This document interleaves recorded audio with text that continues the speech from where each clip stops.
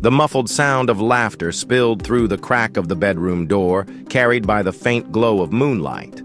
Gary's hand trembled as he nudged the door open, phone camera ready. The image seared into his mind. Chloe, her bare shoulders exposed, entangled in Nicholas's arms on their marital bed. Oblivious to his presence, they whispered and laughed, their betrayal bold and unhidden. Gary's voice quaked, barely audible. "So this is what loyalty looks like?" Chloe froze, her smile vanishing. Nicholas turned, wide-eyed, stammering, "Gary, wait." But Gary didn't wait.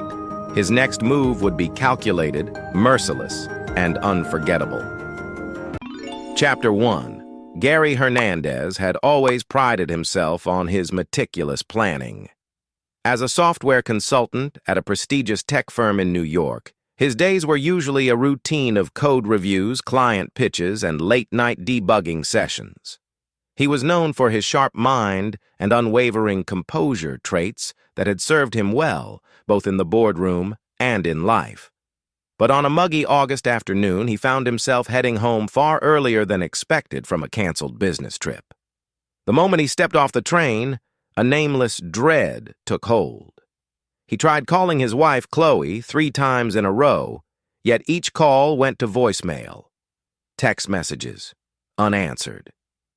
Gary took a controlled breath, telling himself there was probably a good explanation. Maybe her phone battery died, or she was in a meeting or something. She was a busy real estate agent, after all. She often had clients to show around, endless calls to field. He climbed into a cab, disquiet, shadowing his thoughts. The traffic-laden ride dragged on, each red light feeling like an omen. He forced himself to review his emails on his phone, swiping away spam, rereading a few project specs, until at last the cab pulled up to the curb outside their townhouse. And that was the first moment a genuine alarm bell rang. A sleek pair of men's designer shoes, definitely not his, sat at the front door like the stranger who wore them was comfortable enough to let them rest in plain view. Heart pounding, Gary carefully opened the door. The house was unusually quiet. Some part of him demanded immediate confrontation. Who the hell is in my home? But a sharper instinct told him to be stealthy. He set his laptop bag down soundlessly on the entryway table, glancing around for any sign of Chloe. In the living room, 2 empty wine glasses perched on the coffee table. A half-full bottle of red wine, definitely not a cheap brand, testified that someone had been enjoying themselves recently. Gary's mind raced. Nicholas's shoes? He recognized the brand, a high-end Italian label. Nick was a colleague of Chloe's at the real estate firm, right? Gary remembered meeting him once at an office party. The man had exuded a cocky confidence that rubbed him the wrong way. Still, he never dreamed the man could be bold enough to be in his home. Slowly, Gary moved up the carpeted staircase. He heard something muffled, possibly conversation or stifled laughter. His heart hammered louder than any footsteps. At the top, the corridor leading to the master bedroom was dim, lit only by the glow from beneath the closed door. He paused outside, breath shaky, and forced himself to listen. Yes, those were definitely voices low, intimate. A woman's soft moan, a man's throaty chuckle. Rage sparked behind Gary's eyes. For a fleeting second, he imagined storming in, fists swinging, demanding an explanation or justice on the spot. But Gary had never been a man for reckless outbursts. Instead, his jaw tightened. He pulled out his phone. Evidence. If Chloe was truly in there betraying him, he wanted proof that no one could dispute. In his profession, data was king. He tapped the record button on his camera, nudged open the door just enough to catch the horrifying view. The sight was burned into his mind instantly. Chloe, her long hair cascading over her bare shoulders, entangled in the arms of Nicholas, who was whispering something in her ear. They were both on Gary's bed, sheets tangled around their legs, oblivious to the man they were cuckolding. Gary's stomach churned. The phone camera captured a few seconds of damning video. He had to pull away before he lost his composure entirely. Retreating to the hallway, Gary ended the recording, breath ragged. 1,000 thoughts buzzed in his mind. Was he going to burst in, create a violent scene? That wouldn't help. He swallowed a wave of bitter anger.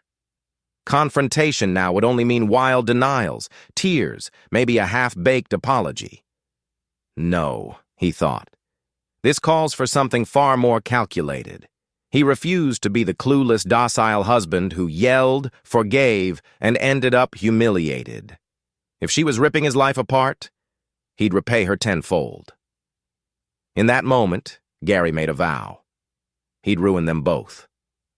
He descended the staircase with deliberate steps, each footfall heavy with a sense of finality.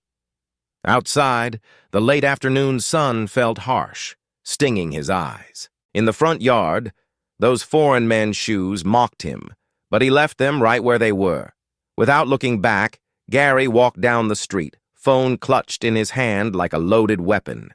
His Tesla was parked around the corner. He slipped inside, locked the doors, and stared at the dashboard. He tapped his friend Eric's number, his best friend since college. Eric was the one person he trusted implicitly. When Eric answered, Gary wasted no time with pleasantries. "I just found Chloe in bed with Nicholas." An expletive burst from Eric's end. "Oh, God, man, are you okay?" Gary's voice came out eerily calm. "Not at all. But I'm not about to do something stupid. I need your help." "Whatever you need," Eric said immediately.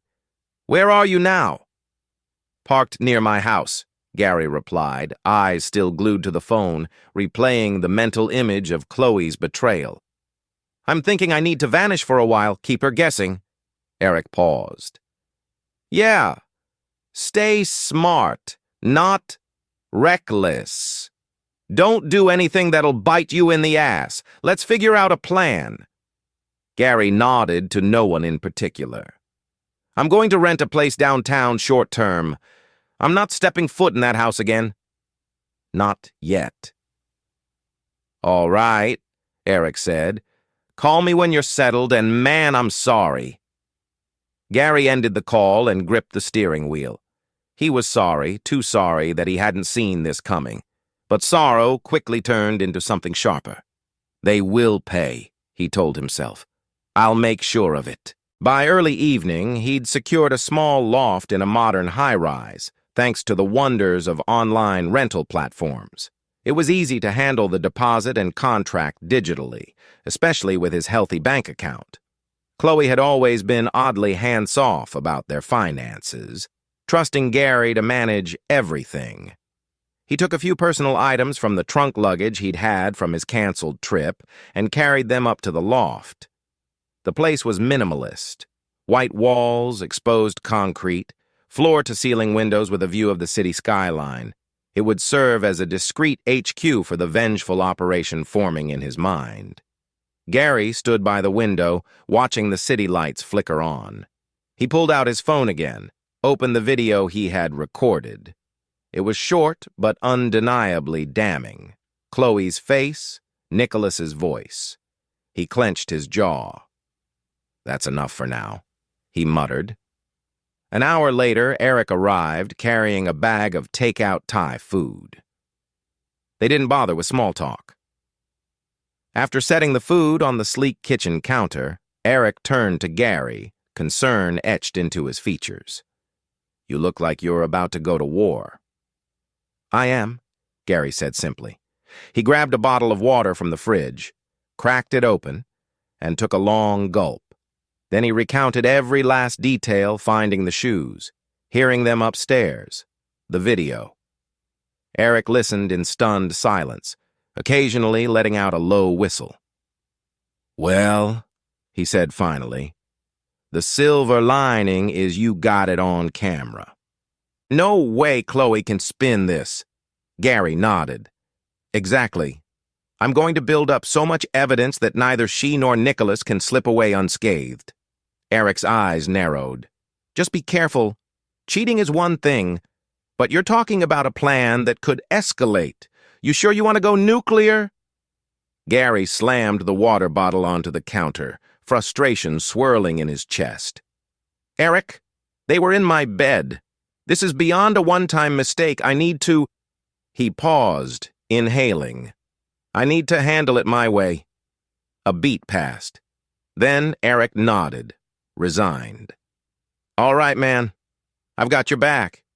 Gary paced the loft while Eric spread out some documents on the counter, scribbling notes.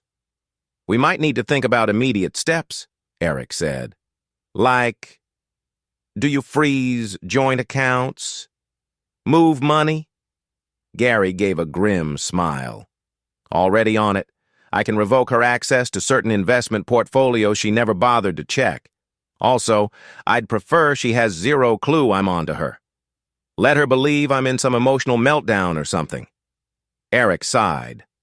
That's probably wise. You'll need your finances in order. Also, what about legal counsel? Absolutely. I'll talk to a lawyer soon, but not for a standard divorce. Not yet. Gary's voice sharpened. I want to see how deep Nicholas's claws are in her. If he's messing around with finances or pushing her to do shady deals, I want them both to go down. Eric closed his notepad. You're playing a dangerous game, Gary, but I trust your instincts. Gary shrugged. I appreciate it.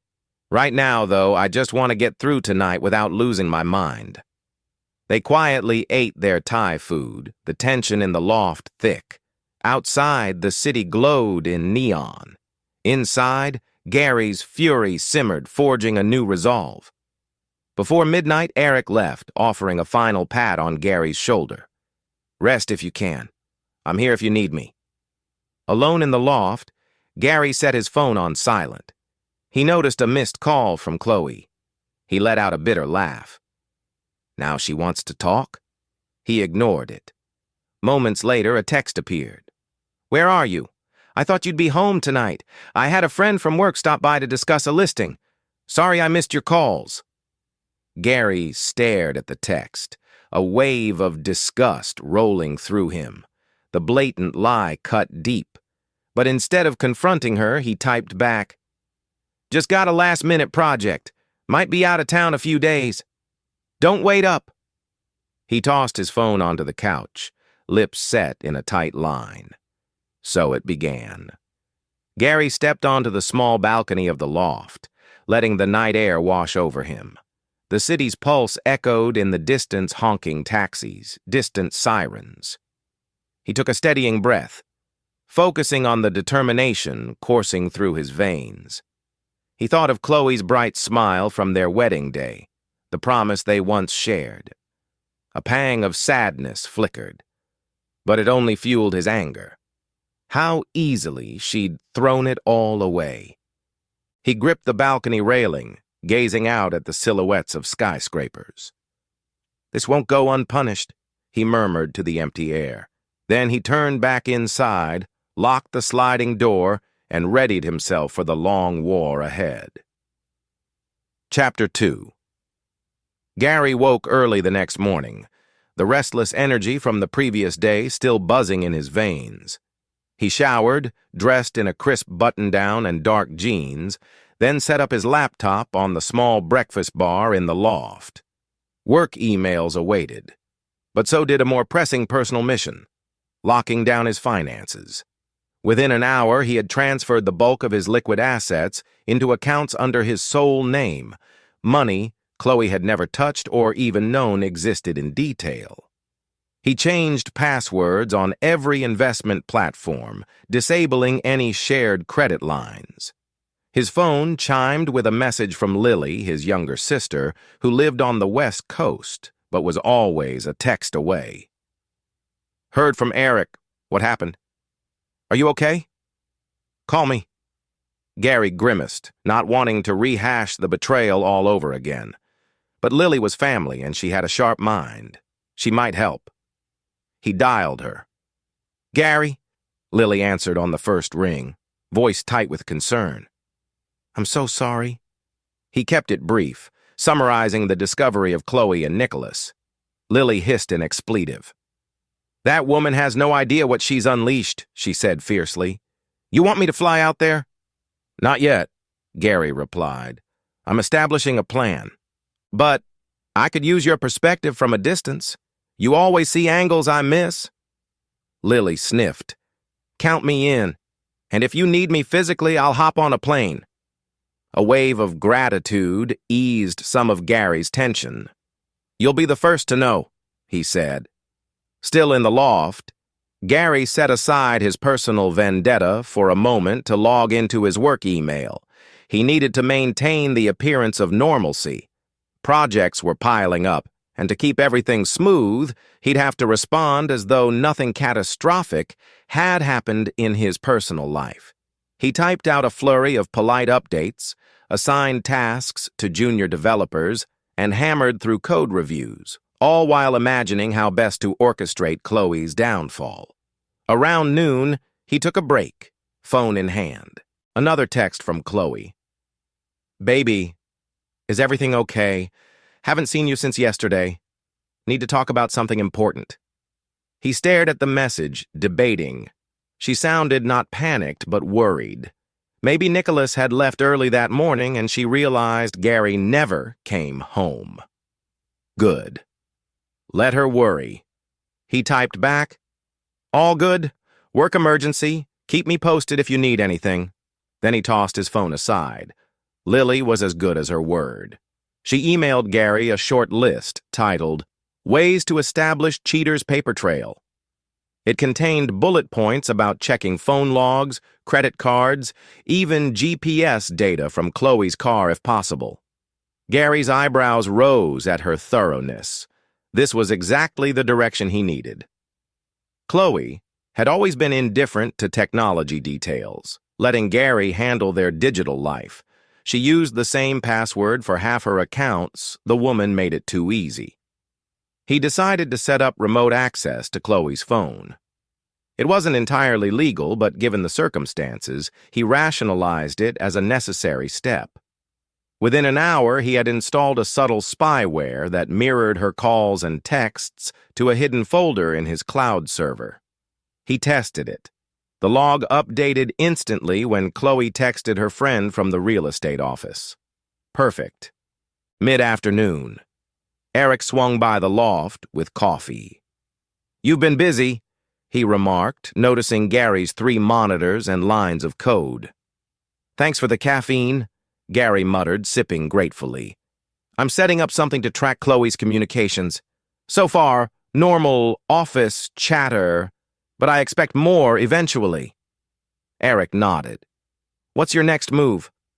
Gary exhaled. "I want to see how integrated Nicholas is in her life. Are they planning trips? Are they siphoning money? That kind of thing. Then we'll figure out how to blow it all up." He flicked his gaze to Eric. "And I might need you to do me a favor. Keep an eye on my house. See who comes and goes." Eric looked apprehensive, but nodded. "All right. I can do that in the evenings. I'm not exactly a PI, but I can pay attention." "Great." A moment of silence. Eric finally asked, "You sure you want to go so deep in sabotage mode? Couldn't you just file for divorce and walk away with your dignity?" Gary clenched his jaw. "She made me a fool in my own home, Eric, letting Nicholas lounge around. I can't just walk away. I need them both to suffer consequences." Eric studied him, then sighed. "All right. Just watch your mental health, man." Gary gave a tight nod. "I will." By early evening, Gary's spyware was already yielding results. Chloe had texted Nicholas multiple times that day. Reading them made Gary's blood boil. Chloe: "Last night was amazing. Wish we could do it again soon." Nicholas: "Same here. Gary's so wrapped up in his job, he won't even notice." Gary gritted his teeth. The arrogance. "Yes, keep underestimating me," he thought. "That'll make your fall so much sweeter." He scrolled further and found references to a potential flip project that Nicholas was pushing. Something about forging an appraisal to get a higher loan, with Chloe's name on the dotted line. Interesting. Gary realized there might be criminal fraud involved. This was bigger than just an affair. They were messing with shady real estate deals. He saved the conversation screenshots. If Chloe was involved in wrongdoing, it gave him even more leverage. Later that night, Gary decided to do a stealth drive-by of his home. He wanted to see if Chloe was alone. He parked discreetly on a side street, lights off. From there, he had a partial view of the front door, no sign of movement for a while. Then, around 9 p.m., the porch light flicked on. Chloe emerged, stepping out in a robe, probably taking out the trash. She glanced around. Did she sense someone was watching? Then went back inside. Gary's chest tightened. He couldn't deny that a part of him still found her beautiful, still remembered the warmth in her eyes when they first fell in love. But that woman was gone, replaced by a liar who snuck men into her bed. He stayed another hour, seeing no visitors. Finally, he left, his heart heavy but resolved. The real war would be fought in the shadows, gathering evidence, dismantling her illusions. The next morning, a surprise call came in from Chloe while Gary was finishing breakfast in the loft. He debated ignoring it, but decided to answer. Her voice was carefully casual. "Hey, babe, where are you?" He forced a similarly casual tone. "I told you work stuff." "Why?" Chloe hesitated. "Just you didn't come home at all. Are you upset about something?" Gary rolled his eyes at the blatant fishing. "No, it's just a tight deadline. Might be gone for a couple more days. You managing okay?" "Yeah, sure," she said. Just let me know if you plan to be out longer. We have that dinner with my parents next week." He fought the urge to laugh. "Dinner with the in-laws while you're sleeping with someone else, Chloe?" Instead, he said, "I'll text you if anything changes." He ended the call, feeling strangely elated that she had no clue how deep his investigations ran. That afternoon, Lily called with a new angle. "I was curious about Nicholas, so I did a bit of digging public records, social media. The dude might not be squeaky clean." Gary's interest piqued. "Tell me more." "He has a second address in a different county, and there's some mention of a lawsuit from a past business partner. Something about misappropriation of funds." Lily's keyboard clacked in the background. "You should see if you can find more on that. It might be relevant." Gary hummed. "This lines up with something I found in their texts about a shady flip." "Possibly forging documents," Lily whistled. "Chloe might be in bed literally and figuratively with a con man. That could blow up big time." "Exactly." Gary allowed himself a grim smile. "This is good. Keep digging if you can." "You got it, bro," Lily said. "I'm on your team." By the week's end, Gary had a veritable dossier on Nicholas. Past fraud allegations, suspicious real estate flips, and even a rumored second mistress, though the details were murky. The more he learned, the more he realized Nicholas was a ticking time bomb. Chloe had no idea she was hitching her wagon to a potential criminal, and that worked beautifully in Gary's favor. If he played his cards right, he could let them incriminate themselves further and maybe get them both slapped with legal charges. To that end, Gary began forging a fake digital trail, a shell property listing in a high-value neighborhood that looked like easy pickings for a scam. If Nicholas tried to rope Chloe into forging documents on that listing, Gary would have them. He carefully set up the listing under a dummy corporation, leaving subtle clues that might tempt Nicholas's greed. Then he sat back, waiting to see if Chloe's phone revealed any discussion of this opportunity. Late one night, alone in the loft, Gary found himself reflecting on the personal toll. The constant surveillance, the lies he had to tell, the anger simmering under his skin, it wore him down. Sometimes he wondered if he should just confront Chloe, throw the evidence in her face, and walk away. But then he'd recall the image of them together in his bed, recall the mocking words in their texts, Nicholas claiming Gary was too busy to notice, and the fury would spike, fueling his resolve to keep going. He looked out at the skyline. The city lights twinkled, indifferent to his turmoil.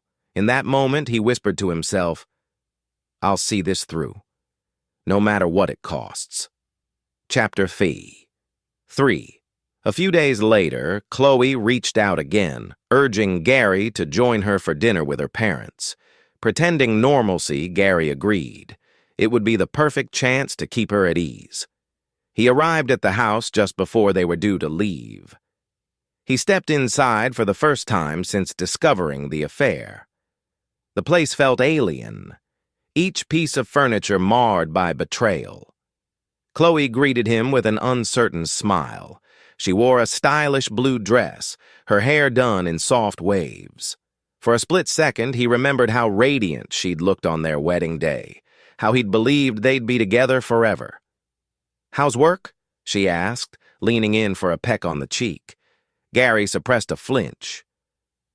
"Busy," he said curtly, "but I can spare a night for your folks." She studied him, perhaps sensing a distance in his gaze.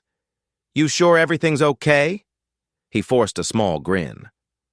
"Of course. Let's go, we don't want to be late." Dinner at her parents' upscale home was a lesson in forced politeness. Mr. and Mrs. Reynolds were polite but formal, always quick to ask about Gary's job, his career trajectory. Chloe, for her part, excelled at painting a picture of a loving marriage, bragging about how Gary was so dedicated, always traveling, always in demand. Gary played along, though inwardly he seethed at the irony. All this praise and not one hint that she was cheating behind his back. At one point, Chloe excused herself to the restroom. Within seconds, Gary caught the discreet vibration of her phone on the table she'd left it behind. A message from Nicholas flashed briefly on the screen. "Miss you. Last time was unforgettable. Can we meet tomorrow?" Gary's jaw tightened. He shifted to block the phone's screen from her parents' view. They hadn't noticed, happily discussing real estate trends. When Chloe returned, she scooped the phone up casually, but Gary saw her eyes flicker with alarm. She must have realized a message popped up. She tried to mask it, smiling at him, but he saw the tension. On the drive home, Chloe was oddly silent, tapping away on her phone. Gary guessed she was texting Nicholas, possibly warning him that Gary might have seen something. In the passenger seat, Gary feigned relaxation, flicking on the radio. He resisted the urge to confront her. Let her stew in uncertainty. Eventually, she said, "We should talk about your schedule. Are you going out of town again soon?" He shrugged. "Possibly. Is there a reason you're asking?" She stared out the window. "Just want a plan. I have a few showings coming up."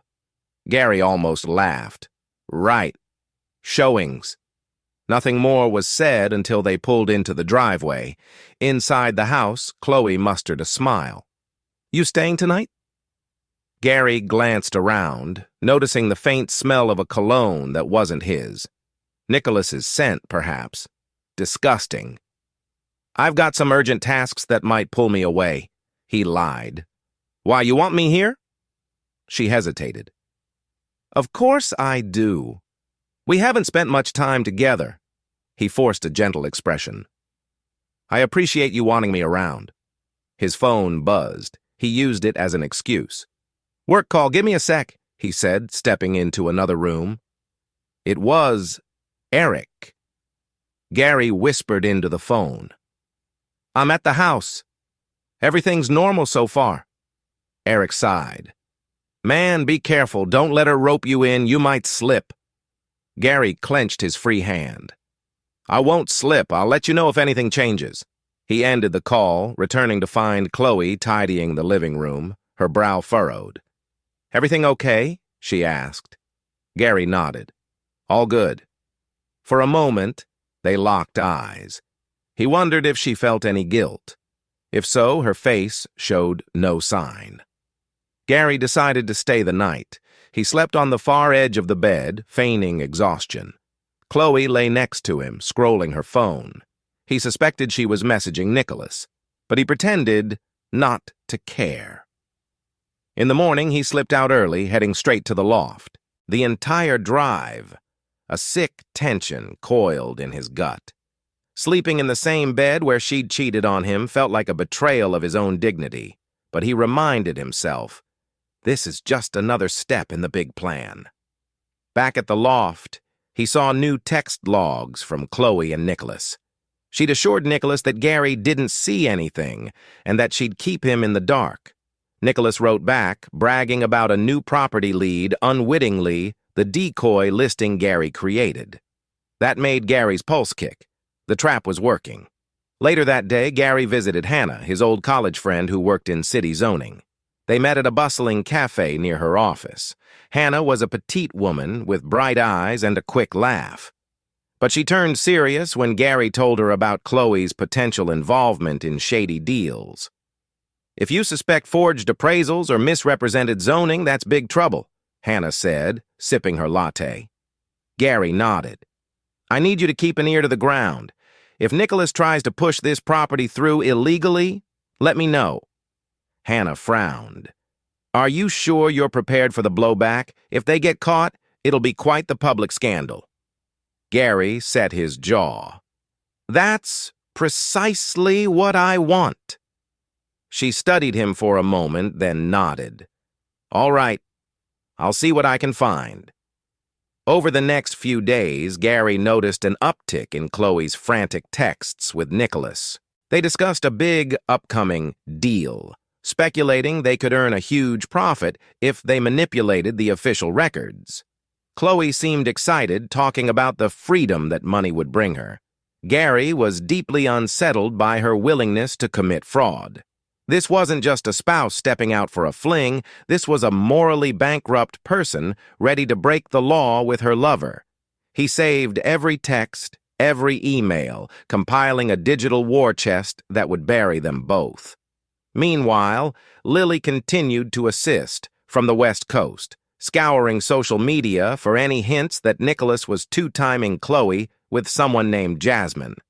The rumor had come from a co-worker of Chloe's, but Lily wanted to confirm. One evening, Lily called Gary, excitement in her voice. I think I found Jasmine. She works at the same firm in a different branch. Nicholas liked a bunch of her posts, and she commented on his page with hearts. Gary gave a humorless laugh. So, he's cheating on Chloe while she's cheating on me. That's some twisted circle. Yep, Lily said. Imagine the meltdown if Chloe discovers that. Could be a weapon in your arsenal. Gary smirked. I'll keep that in mind. Gary's plan progressed steadily. He fed small bits of false data about the Shell property into the local real estate grapevine, letting Nicholas and Chloe see a potential windfall. Sure enough, they took the bait, whispering about forging documents to secure a massive loan.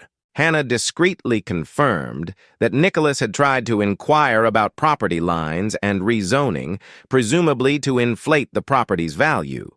Each step placed them closer to a legal pitfall. At the same time, Gary maintained his facade as the clueless, overworked husband. He made brief appearances at the house, endured Chloe's superficial attempts at affection, and never let on that he was methodically building her downfall. It wasn't easy. Sometimes he wanted to grab her and scream, demand an explanation. But he held back the final blow would be so much more devastating if delivered at the perfect moment. One night, as Gary was reviewing the latest text logs, he nearly growled aloud. Chloe had texted Nicholas. I'm thinking of divorcing Gary soon. He has money. Maybe I can get a good settlement. Nicholas replied. "Get him to sign some stuff. We'll stash what we can. The property is key." Gary's hands shook with anger. So not only was she cheating, she intended to exploit him financially. He inhaled deeply, forcing calm. Let them think they hold the cards, because by the time this was over, they'd discover that the deck was stacked against them from the start. Chapter 4. Tension escalated in the days that followed. Chloe grew bolder about her affair, texting Nicholas more blatantly. Perhaps she felt confident that Gary remained in the dark. But behind the scenes, Gary's infiltration of her phone and laptop had advanced. Now, not only did he see her messages, he had real-time GPS tracking. He watched as she and Nicholas met for lunch appointments at fancy hotels, presumably to keep their affair hidden from co-workers. One rainy afternoon, Gary parked his car across from a sleek boutique hotel. Through the tinted windshield, he spotted Chloe and Nicholas stepping out together, smiling conspiratorially. Gary's stomach churned, but he forced himself to remain calm. He snapped pictures with a long-range lens for further evidence. The images were crystal clear, showing them arm in arm, laughing. If Chloe dared to claim innocence later, he had proof of her brazen deceit. That evening, Gary called Lily to vent. "I actually saw them, Lily. The nerve of these two." Lily's voice was sympathetic. "I'm sorry you had to see that, but at least you're collecting evidence for your plan. How close are you to the final stage?" Gary sighed. "They're about to finalize the fraudulent paperwork for that shell property. My guess is within a week they'll sign something that implicates them both." Lily was silent for a moment. "Then you're almost at the finish line. Just watch out for your emotions, big brother. This can eat you alive if you let it." He closed his eyes. "I know. Thanks for reminding me." The next day, Gary paid a covert visit to a top-notch attorney recommended by Eric, an aggressive litigator named Caldwell. Caldwell was a middle-aged man with steel-gray hair and a piercing stare that made him look like a hawk.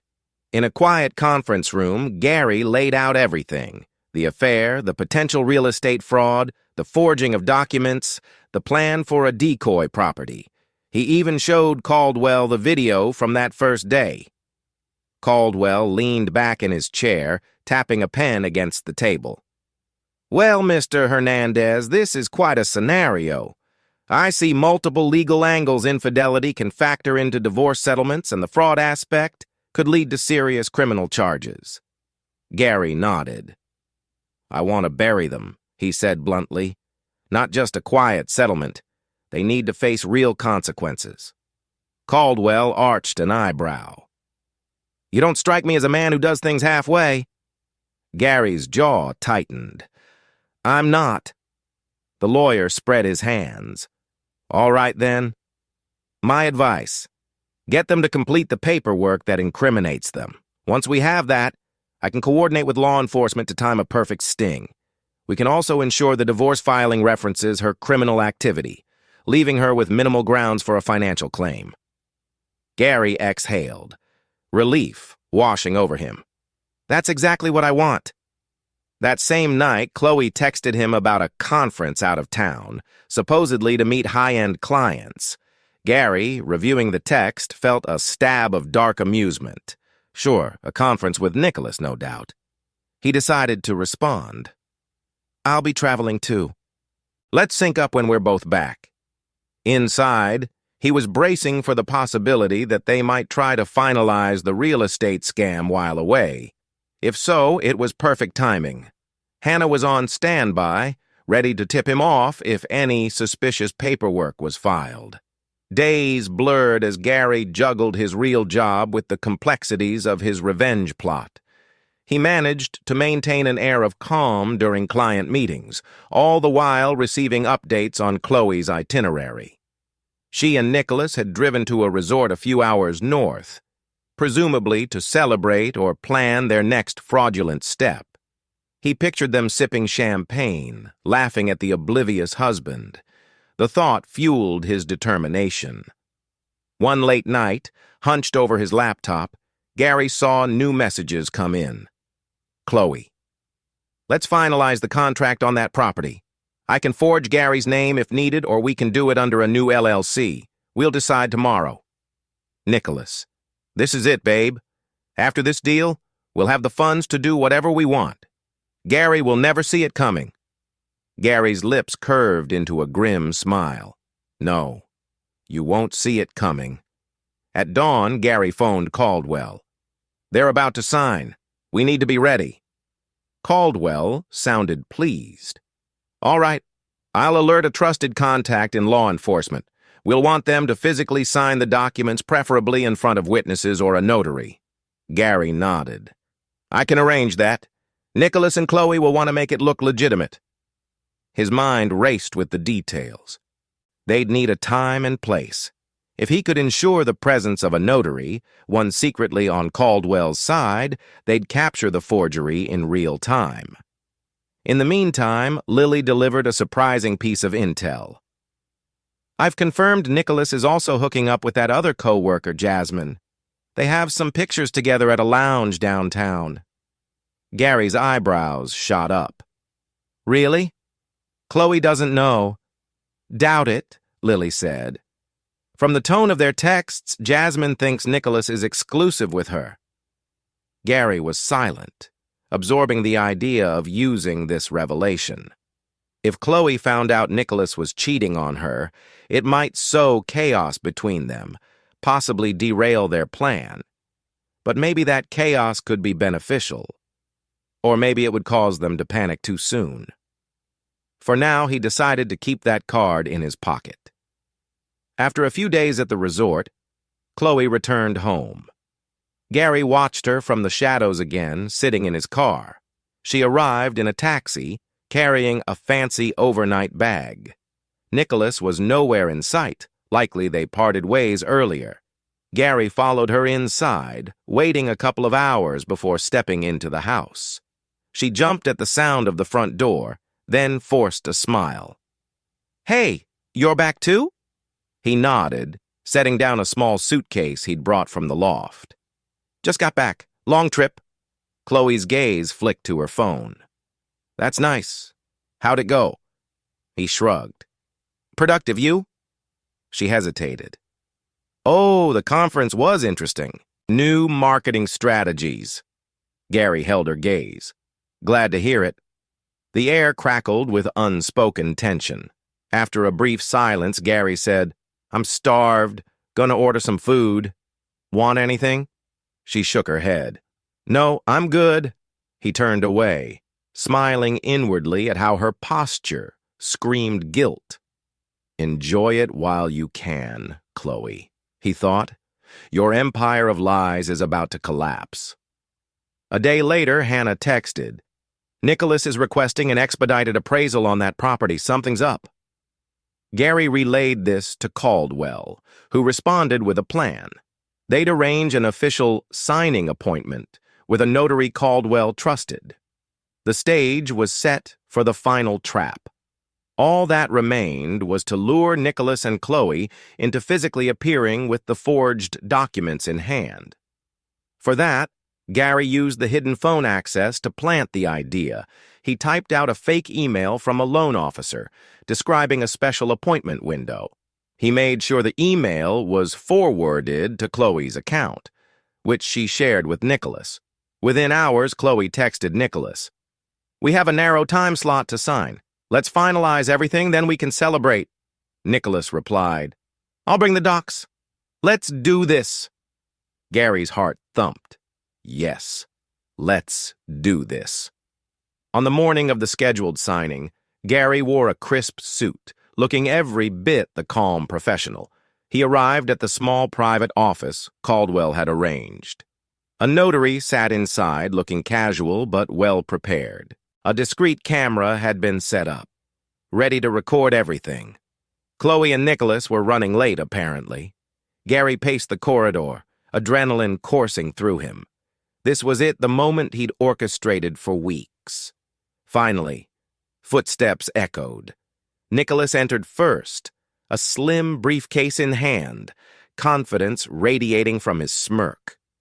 Chloe followed, wearing a tailored dress, eyes lighting up at the sight of Gary.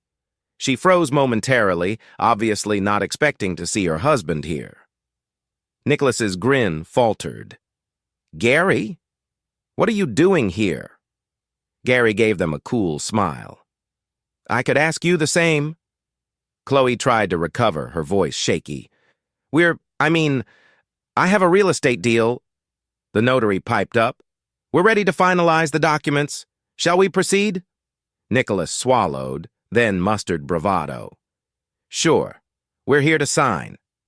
Gary stepped aside, letting them approach the desk. His pulse drummed in his ears. He caught Caldwell's eye. The lawyer nodded slightly. Chloe fumbled with the paperwork, Nicholas guiding her. Together, they began scrawling their names on lines that, unbeknownst to them, spelled out their legal doom. The camera rolled, capturing every stroke of the pen. Gary's chest tightened with anticipation. Soon, Caldwell would step in, flanked by law enforcement. Soon, Chloe and Nicholas would realize the magnitude of their betrayal. And Gary, he'd be the one standing victorious amid the ruins they brought upon themselves. Chapter 5. Gary stood near the notary's desk, heart thumping like a war drum. Across from him, Chloe and Nicholas leaned over the final page of the contract, pens in hand.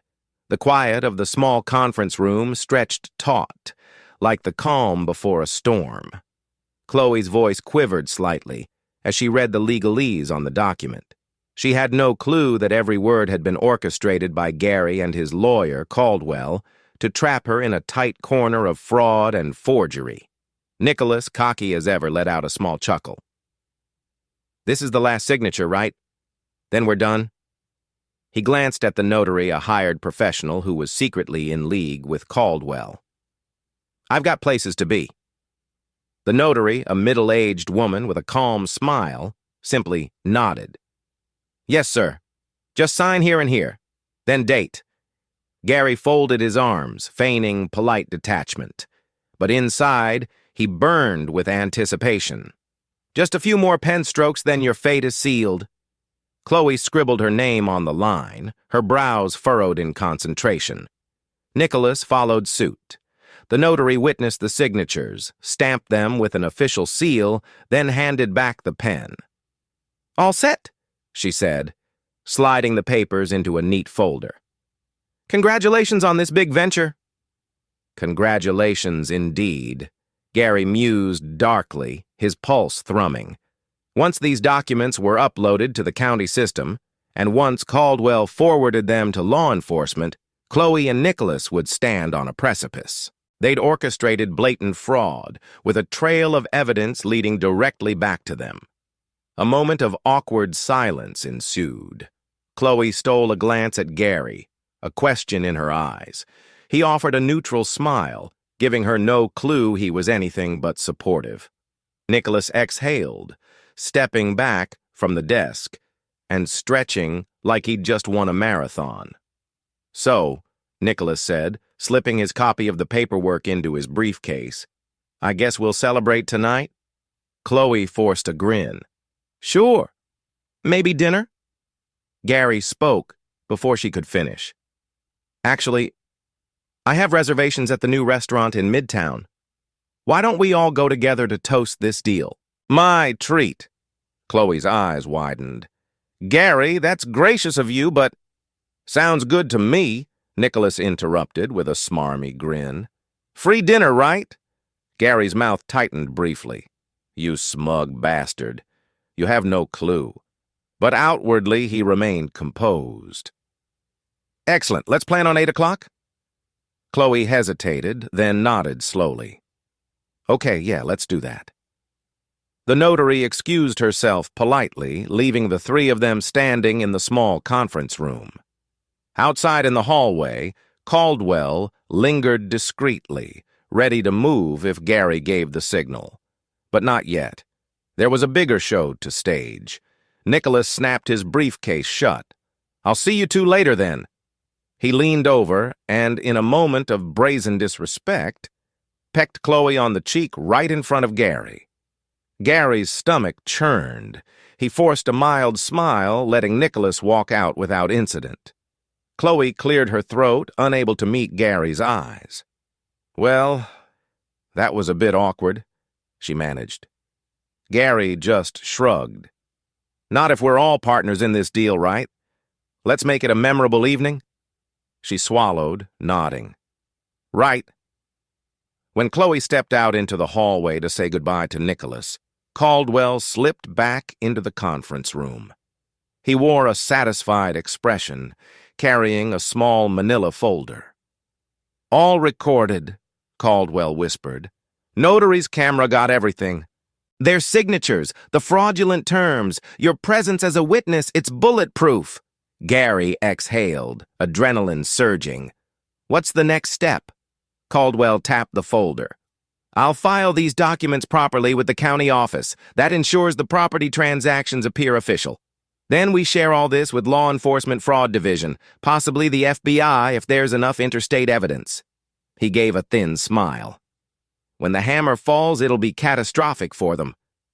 Gary nodded, jaw tight. "I want them both cornered.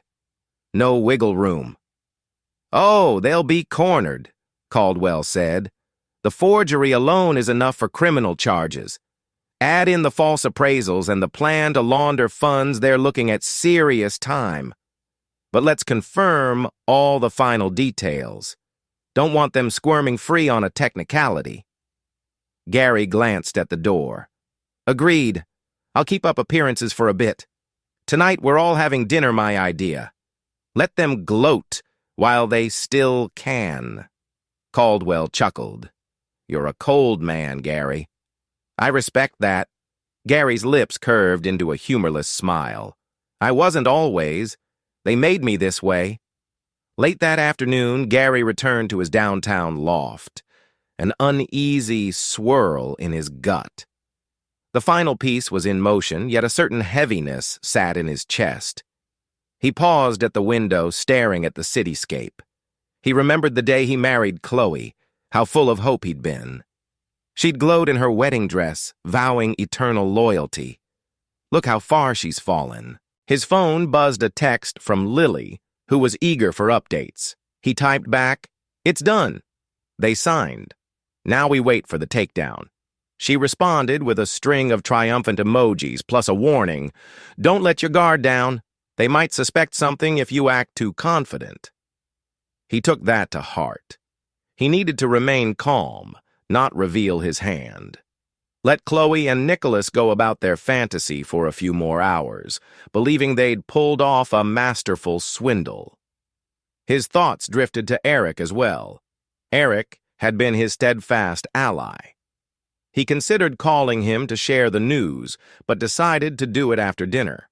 Right now, he needed to focus on playing his part convincingly. At precisely 8 o'clock, Gary arrived at the swanky midtown restaurant. He'd chosen a high-end Italian place with ambient lighting and a refined menu. He wore a tailored suit, the picture of composure. Chloe and Nicholas were already at a corner table, whispering to each other. Their body language suggested intimacy, though Chloe pretended to straighten up when Gary approached. Nicholas raised a wine glass in greeting. "Gary, you're a man of taste. This place is classy." Gary eased into a chair across from them, forcing a cordial smile. "I figure we ought to celebrate in style." Chloe fiddled with her napkin. "So about this property, Nick says we can flip it in a few months for double the profit." Gary nodded slowly. "That's quite ambitious, but I trust you both know what you're doing." Nicholas smirked. "Oh, absolutely. We're unstoppable together." He shot Chloe a wink. She blushed, an infuriating sight. Gary gestured to the sommelier, who poured them each a glass of expensive red wine. He raised his own glass. "To a successful partnership?" Chloe hesitated, glancing between the two men. Then she lifted her glass as well. "Yeah, cheers." As they sipped, the tension in the air was thick enough to slice. Gary swirled the wine, keeping his voice friendly. "So, you two must have worked closely to secure that property. I imagine it took a lot of trust." Nicholas chuckled, draping an arm over the back of Chloe's chair. "Yeah, me and Chloe have a special connection. We handle deals swiftly. Your wife's a gem, you know." Gary's grip on the stem of the wine glass tightened. He forced a mild laugh, not trusting himself to speak. "Arrogant scumbag. You'll get what's coming." Their meals arrived, delicate plates of handmade pasta, fresh herbs, and truffle oil. The aroma was heavenly, but Gary's appetite was nearly non-existent. He picked at the food, focusing instead on the conversation. Nicholas bragged about future projects, dropping hints about his big plans once they cashed out. Chloe chimed in occasionally, attempting to impress them both with real estate jargon. Internally, Gary marveled at how oblivious they were to the net closing around them. The dinner felt surreal, as though he were watching a live performance of hypocrisy. They're about to face prison, yet they're celebrating like kings. Halfway through the meal, Gary's phone vibrated. Discreetly, he checked the screen Caldwell's number. He slipped it under the table to read a text. "Package delivered. Charges imminent. Timing to be determined." His heart pounded. Law enforcement had the signed documents now, with a recommendation to coordinate arrests. He calmly slipped the phone back into his pocket. It wouldn't be long. Nicholas noticed his distraction. "Business call?" he asked, chewing a mouthful of pasta. Gary gave a half smile. "Something like that. Everything's in motion, though. Don't worry." He deliberately used words that would encourage them to keep believing he was on their side. Chloe offered him a fragile smile. "That's good to hear." As dessert menus arrived, Nicholas ordered a decadent tiramisu. Chloe opted for a simple cappuccino. Gary waved off any dessert, claiming he was too full. In truth, he was too keyed up to stomach anything sweet. Nicholas tapped his foot under the table, brimming with confidence. "Just think, Chloe, a few more deals like this, and we can have whatever lifestyle we want." She laughed lightly. "Yeah, maybe buy a second home somewhere tropical." Gary cut in gently. "Together or separately?" The question hung in the air, loaded. Chloe blinked, momentarily unsure. Nicholas shrugged. "Well, that depends on how we structure our partnership, right? We'll figure it out." He shot Chloe a meaningful look, ignoring Gary's presence. Gary changed the subject smoothly. "In any case, let's keep an eye on the timeline. We don't want to move too fast and draw unwanted attention." Nicholas chuckled. "Gary, you worry too much. Nobody's paying attention. We're golden." Chloe shifted, suddenly looking at Gary. "You know, Nick has a point. Sometimes you're a bit anxious." "Everything will be fine." She said it in a patronizing tone, as if she and Nicholas were the wise ones and Gary was the naive husband. Gary's blood boiled. He reminded himself that soon their cockiness would vanish. He lifted his wine glass to hide his smirk. "I suppose you're right. We'll see how it all plays out." By the time the bill arrived, Gary insisted on covering the tab. Nicholas gave a jovial salute with his glass, while Chloe sat quietly, lost in thought. Maybe she sensed Gary's odd detachment, or maybe she was daydreaming about the illicit romance. He couldn't be sure. They parted ways outside the restaurant. Nicholas hailed a cab, announcing he was heading to a private meeting. Gary suspected it might be with Jasmine, the rumored second mistress, though Nicholas made no mention of that. Chloe lingered a moment, glancing at Gary. "So, you're heading back to the loft?" she asked uncertainly. "I mean, you haven't been staying at the house much, and He gave her a level look. "I have work early tomorrow. It's easier being close to the office." She nodded, lips parted as if she wanted to say more. But Gary just turned away. "Good night, Chloe." He walked off, not waiting for her response. Behind him, he heard her frustrated sigh. In a few hours, maybe a few days at most, she'd have more than frustration to contend with. When Gary reached his loft, he collapsed onto the couch, heart still hammering from the night's performance. The facade had been exhausting, smiling politely at Nicholas, letting them believe he was clueless. He dialed Eric's number, filling him in. They signed. "Caldwell's already handed it over to the authorities. It's only a matter of time now." Eric's voice was laced with pride. "Damn, man, you really did it. So the noose is tightening?" "Oh, yeah. And they have no idea." Gary paused. "We had dinner together, for crying out loud. The nerve of Nicholas acting like I'm some gullible stooge. If only he knew." Eric let out a low whistle. "That is next level. Listen, I'll keep my eyes on the house in case anything weird happens. You might want to watch your back, too. People get desperate when cornered." Gary nodded, though Eric couldn't see him. "I will. Thanks." That night, sleep came fitfully, with Gary's mind replaying the evening's events. Despite the triumph at hand, an undercurrent of sadness tugged at him. His marriage was effectively a sham, and everything he once held dear, love, trust, had mutated into a twisted game of vengeance. He knew there was no going back. Even if Chloe broke down and begged forgiveness, the damage was irreparable. All that remained was to see them brought to justice, hammered by the consequences of their own hubris. Staring at the ceiling, he whispered into the darkness, "Just a little longer." And with that resolve, he finally drifted into a restless sleep, the next stage of his plan already unfolding in the silent corridors of law enforcement. Chapter 6. Sunlight streamed through the loft windows the next morning, pulling Gary from a shallow doze. He glanced blearily at his phone, a text from Caldwell. "Updates soon. Expect a call within 24 hours. Short, but electrifying. Gary knew that meant the police were reviewing the evidence and likely planning an operation, maybe warrants, maybe a public arrest. He felt a surge of grim satisfaction. He rose, showered, and brewed a pot of strong coffee, all while mulling over the possible scenarios.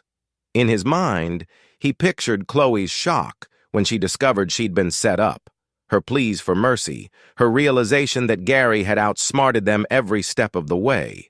It won't fix the betrayal, he thought, but it sure as hell will give me closure.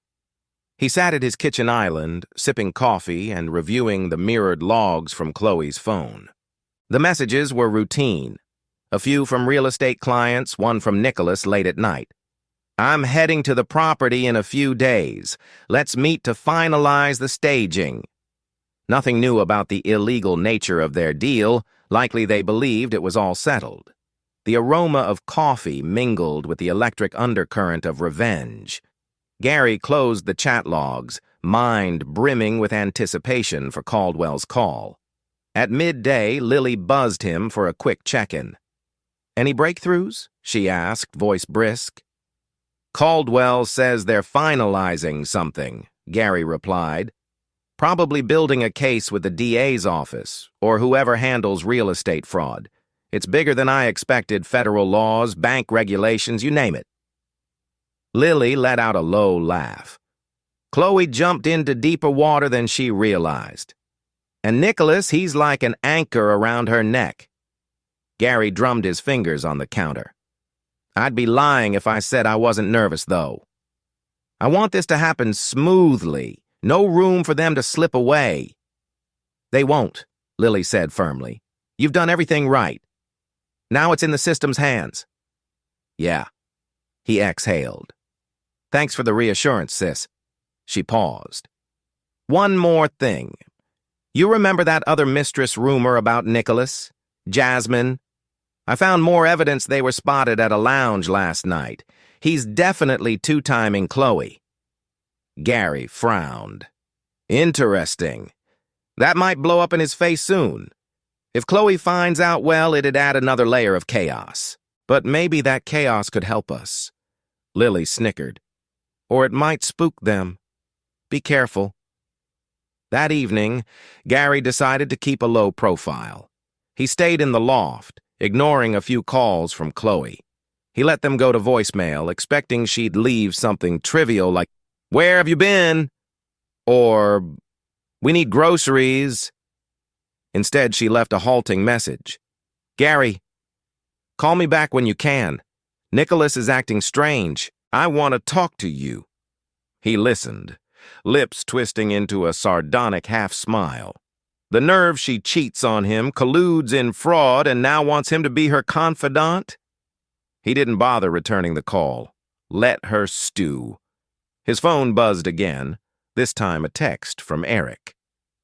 "Nicholas' car parked at your house. Been there for an hour." Gary clenched his teeth. So he's basically moved in, or at least visiting freely. The violation felt personal, but Gary reminded himself that an avalanche of consequences was headed Nicholas's way. "Enjoy your last moments of freedom, asshole." He typed back to Eric. "Thanks for the heads up. Let me know if they leave together." Around 9 p.m., Caldwell finally called. Gary picked up on the second ring. "Good news," Caldwell said, excitement in his tone. "We have enough for an arrest warrant on Nicholas, possibly Chloe too.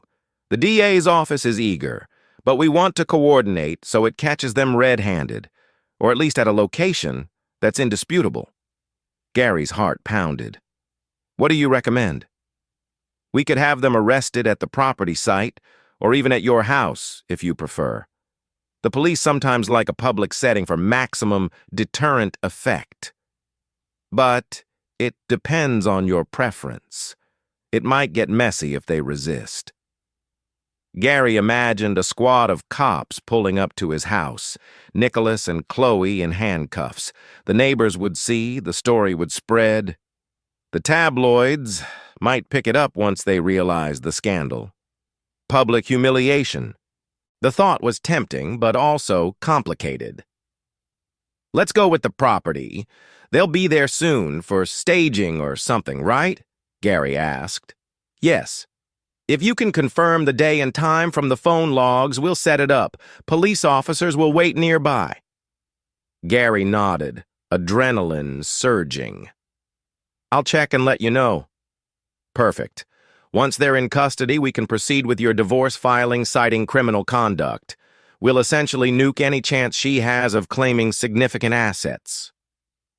A small, grim smile formed on Gary's lips. That's the goal.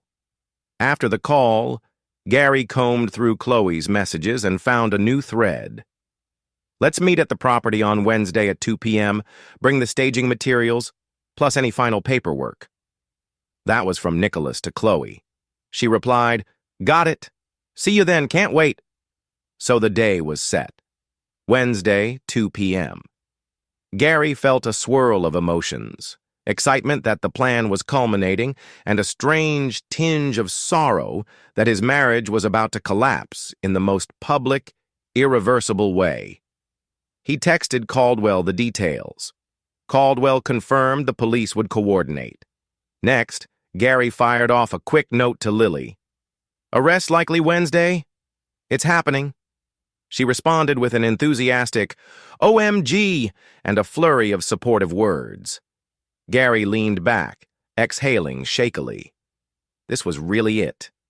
In less than 48 hours, Chloe and Nicholas would be in handcuffs, a wave of legal ramifications engulfing them. And what then? He wondered, a flicker of uncertainty gnawing at him. Vengeance had been his driving force for weeks. Once that was done, would he feel empty? He pushed the thought aside, one thing at a time. Let the hammer fall first. Tuesday arrived without incident. Gary worked remotely, Finishing a vital software project for his actual job, he couldn't neglect the career he'd built. By afternoon, he took a break to prepare for the next day. He had to maintain the facade so Chloe wouldn't suspect anything. Around dinner time, Chloe called again. Gary decided to pick up, applying a friendly tone. "Hey, sorry I've been busy. Everything okay?" Chloe hesitated. I guess. It's just that Nicholas has been hot and cold lately, and I'm worried we're rushing this deal. You're sure we're covered legally, right?" Gary suppressed a bitter laugh. If only she knew how covered she was in evidence. "We should be fine," he lied smoothly. "We did the official signing, so it's all legitimate." She exhaled, relief evident in her voice. "Okay, good. I just wanted reassurance. By the way, do you think we could talk? In person?" He paused. "About what?" She fumbled for words. "Us. I mean, you've been distant. I miss you. We could have dinner, maybe talk about the future." Gary's stomach turned. The future. A bit late for that. Yet he forced a measured response. "I'm swamped tonight, but maybe soon. We'll see." "All right," she said softly, disappointment creeping in. "Take care, Gary." He ended the call, hollow anger swirling.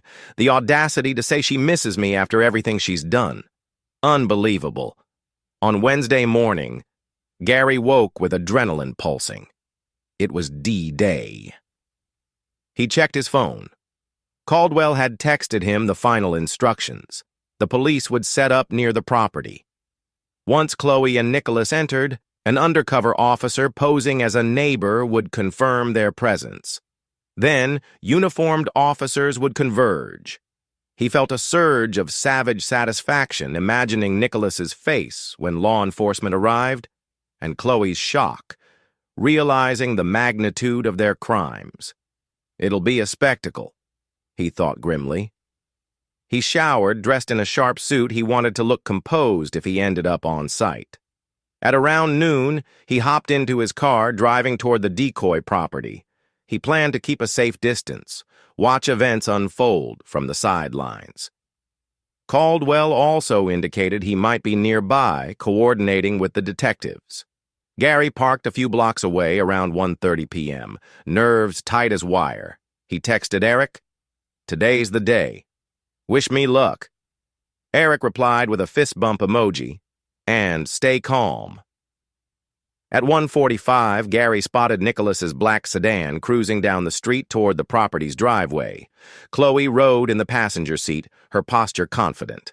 They got out, chatted briefly, then unlocked the front door. They carried a few boxes inside, likely staging materials, as planned. Gary's phone buzzed. Caldwell. "They're in. Police moving to position." He stayed in his car, watching the quiet suburban street. A subtle, unmarked cruiser slid into view, parking a half-block away. Another vehicle circled from the opposite direction. They're surrounding the place, Gary realized, heartbeat accelerating. Minutes ticked by. The tension was excruciating. Finally, at exactly 2:05 p.m., two standard police cruisers rolled in, lights off, but unmistakably official. They parked near the curb. Officers stepped out, hands resting on their holsters. Gary inhaled sharply, eyes locked on the house's door. Showtime. The officers approached the front entrance. One knocked loudly. Gary could hear the pounding from his vantage point. After a pause, the door opened, and Chloe's face appeared. Even from a distance, Gary could see her posture stiffen with surprise. Nicholas appeared behind her, confusion etched on his features. He imagined the dialogue. "Good afternoon, sir, ma'am. We have a warrant to search the premises." Or something akin to that. Then Chloe and Nicholas would exchange frantic glances, possibly protest. But it was useless. Suddenly, Nicholas flailed an arm as if gesturing in anger. Another officer came forward. Words were exchanged. Gary couldn't make them out, but the tension was obvious. Nicholas's body language screamed aggression. Then an officer stepped inside, likely pulling out handcuffs. It was happening. Gary's heart pounded so loud it drowned out everything else. He could see Chloe backing away, perhaps crying out. Nicholas might be shouting. More officers rushed in. Within a minute or two, they emerged again, this time with Nicholas in handcuffs. He struggled, face twisted in outrage. Chloe followed, hands behind her back, an expression of utter disbelief. Gary felt a jolt at seeing her cuffed, escorted down the driveway. His chest tightened, an odd mix of triumph and heartbreak. The police guided them to separate cruisers. Nicholas spat curses, eyes wild, while Chloe appeared shell-shocked, tears streaming down her face. Neighbors peeked from windows. The humiliating spectacle was complete. Gary observed from his vantage point, stomach churning. He'd wanted this outcome, this was the plan. But seeing it was more visceral than he expected. She's still my wife, he thought with a pang. A wife who betrayed him? Yes. But once someone he loved. Now she was crying, handcuffed, her entire future unraveling. Yet the wave of righteous anger returned. She did this to herself. She chose to cheat, to lie, to commit fraud with Nicholas. There was no turning back. The cruisers pulled away and Gary exhaled, leaning back in his seat, pulse racing. It's done. They're under arrest. The final blow had landed. Now came the aftermath legal proceedings, possibly a high-profile case. But my part is largely finished, he thought. I've exacted my revenge. He sat there for a few more minutes, letting the reality sink in. Chloe and Nicholas are no longer free to mock me. They're going to jail. And I made it happen. Chapter 7. Gary found himself back at Caldwell's office that very afternoon, the air electric with post-operation relief. Caldwell, sharply dressed as ever, greeted him with a vigorous handshake. "Congratulations, Mr. Hernandez," the lawyer said with a wry grin. "The arrests went smoothly. They're being booked on suspicion of forgery, fraud, conspiracy, quite the laundry list." Gary sank into a leather armchair, exhaling. "I saw it happen from my car. It was intense." Caldwell nodded. "These things usually are. I've heard from my contact that Nicholas lashed out, blaming Chloe for dragging him into this. Chloe apparently claimed ignorance, saying she had no idea it was illegal." Caldwell chuckled darkly. "Pathetic attempts to deflect, typical under stress." Gary's lips curled in distaste. "They'll turn on each other in a heartbeat, won't they?" "Oh, definitely," Caldwell said, "which only helps the prosecution. And as for you, you're in the clear. They left a massive paper trail implicating themselves. You're basically the victim of their scheme." That word, victim, chafed Gary's pride. He knew it was necessary for the legal storyline, but he certainly didn't feel like a victim anymore. He was the architect of their downfall, though I'll play the role if it cements their guilt. Caldwell tapped a folder on his desk. "Now, about your divorce. We can fast-track it under the grounds of adultery, criminal conduct, and fraud. Chloe's likely to face jail time, so she won't be in a strong position to contest anything." Gary nodded, a swirl of conflicting emotions in his chest. "I want that done quickly with minimal fuss. I also want to ensure she can't claim any of my assets." "That'll be simple," Caldwell replied. "There's precedent. We'll finalize all financial divisions in your favor. Then we can garnish any restitution if the court orders it." He shrugged. "Chloe may end up owing you money, ironically, if they determine she used marital funds for the fraudulent scheme." A twisted satisfaction settled over Gary. She'll end up bankrupt, possibly in prison, and with no sympathy from me. He felt a pang of sadness, but smothered it. She brought this on herself. After leaving Caldwell's office, Gary called Eric to share the news. "They're in custody. Charges pending," he reported. Eric whooped on the other end. "That's what I'm talking about. Holy hell, you did it. How do you feel?" Gary paused at a traffic light, considering. It's a mix, man. Part of me is elated they can't hurt me anymore, but another part is numb. It's a big shift from a normal marriage to a criminal scandal. Eric's tone softened. I get it. You spent years loving Chloe. She might have turned out to be a snake, but you did care for her once. Gary swallowed the lump in his throat. Yeah, I guess I'll deal with the emotional fallout. For now, I'm just relieved the plan worked. Eric assured him again of his support. If you need anything, someone to talk to, a place to crash, whatever, I'm here. Gary murmured his thanks, then ended the call, mind drifting as he pulled into his loft's parking space. It's nearly over. Soon, I'll be free. The next day, Gary woke early, mentally preparing for the legal ripple effects. He expected an onslaught of calls, reporters, perhaps, or investigators seeking clarity on details. He was right. By noon, his phone rang incessantly. One call was from a local news outlet that somehow caught wind of a major real estate fraud bust. They wanted a statement from the spouse of the suspect. Gary politely declined, referring them to Caldwell. The last thing he wanted was to give an unscripted interview that might complicate things. He also received a call from a detective on the fraud case, verifying some documents. Gary answered politely, playing the composed victim who only recently discovered his wife's wrongdoing. The detective seemed sympathetic, praising Gary for coming forward with the evidence. Gary just nodded along, not volunteering that he'd orchestrated every step. An hour later, Lily called, voice buzzing with excitement. It's all over the local news. They're showing Nicholas's mugshot, mentioning an unnamed accomplice. They're calling it a significant real estate scam. Chloe's name isn't out yet, but it will be soon. Gary inhaled. So the public humiliation is starting. Yep, Lily said grimly. Get ready for the meltdown. Early that evening, Gary received an unexpected call from a county jail number. He stared at the phone screen, heart lurching. Chloe's trying to call me. For a moment, he hovered, debating whether to accept. Curiosity and resentment warred within him. Finally, he tapped, accept. A recorded message stated it was an inmate call from Chloe Hernandez. Then her trembling voice came on the line.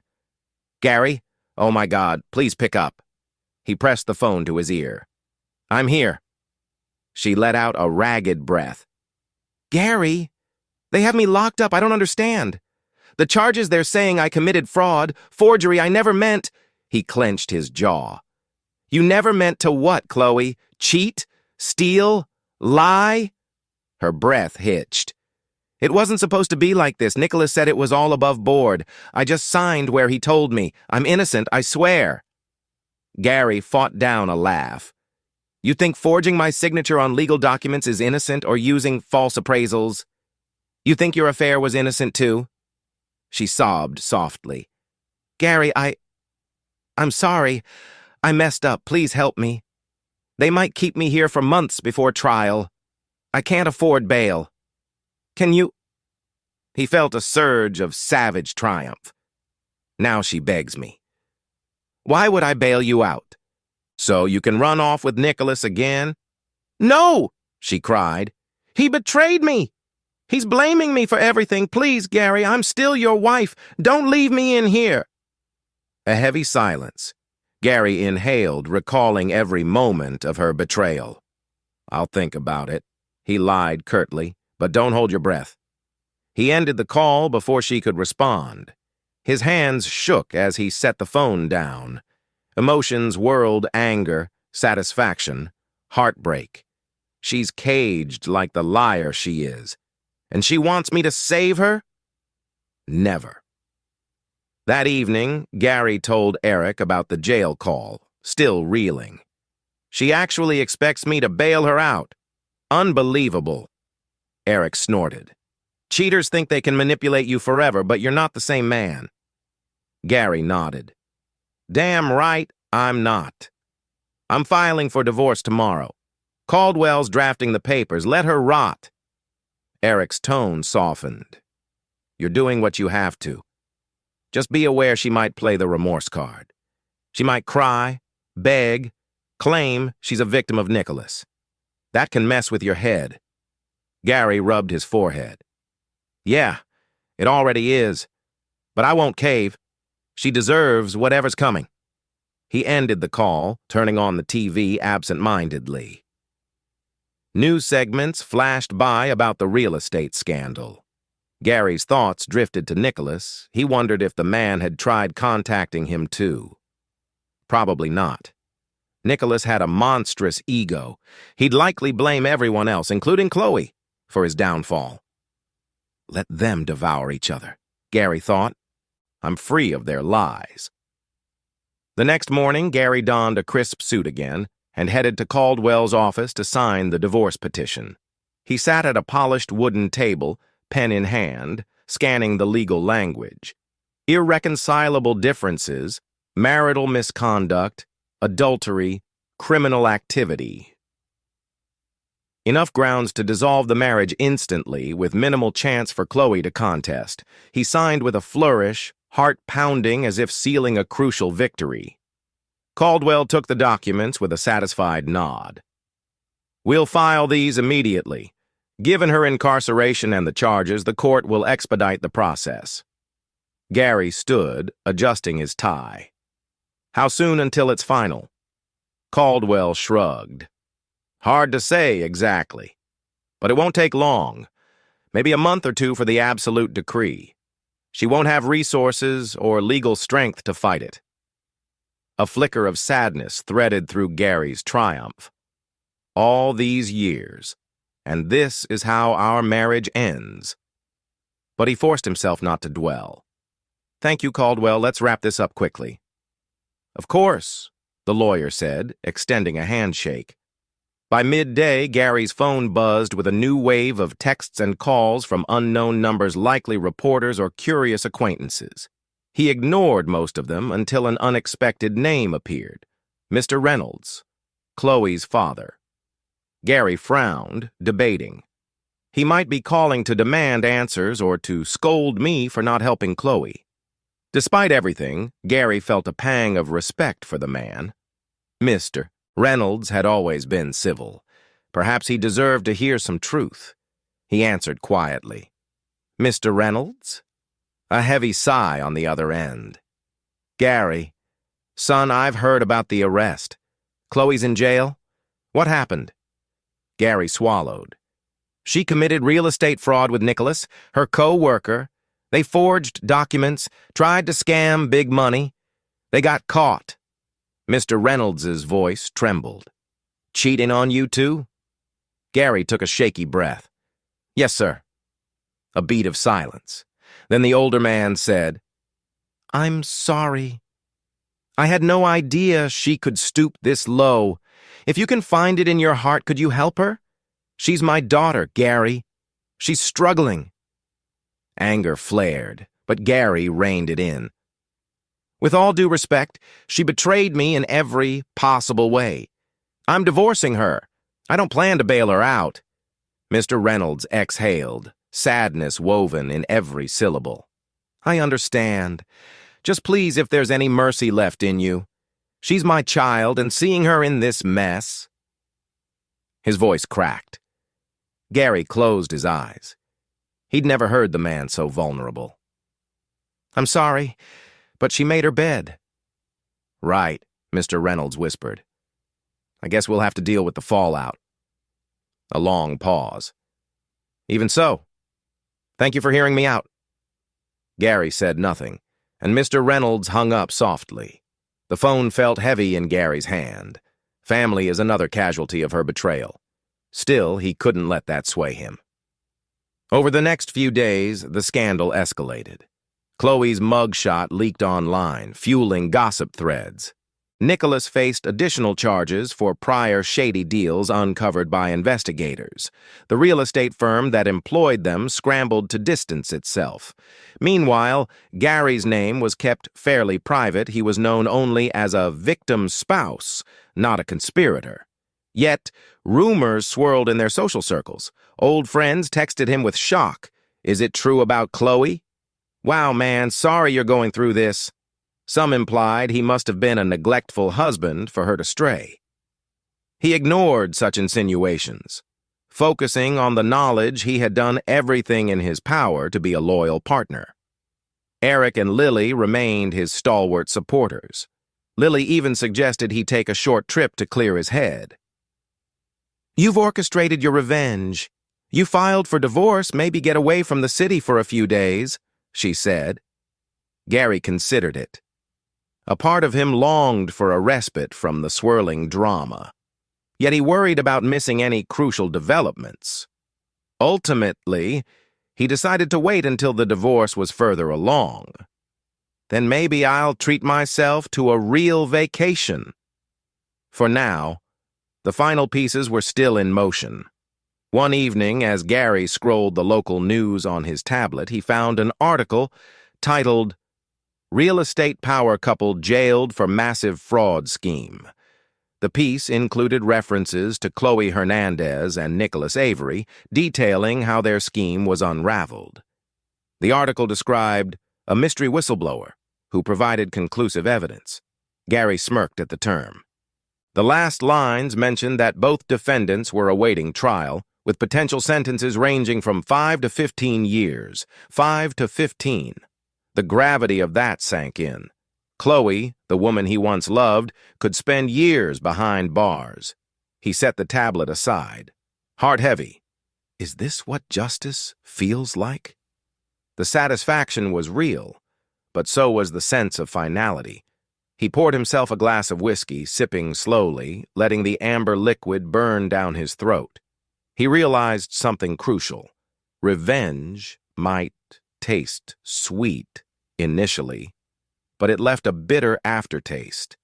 He didn't regret his actions, far from it, but he couldn't deny the hollow sense of loss. He had truly lost his wife, his marriage, his old life, in the pursuit of vengeance. Still, he reminded himself, she was the one who lit the fuse.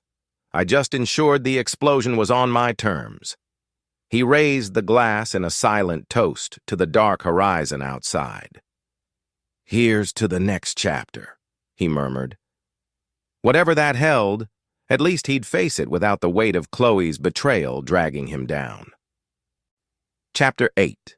Amid the legal chaos, Gary discovered an unexpected sense of calm creeping into his everyday life.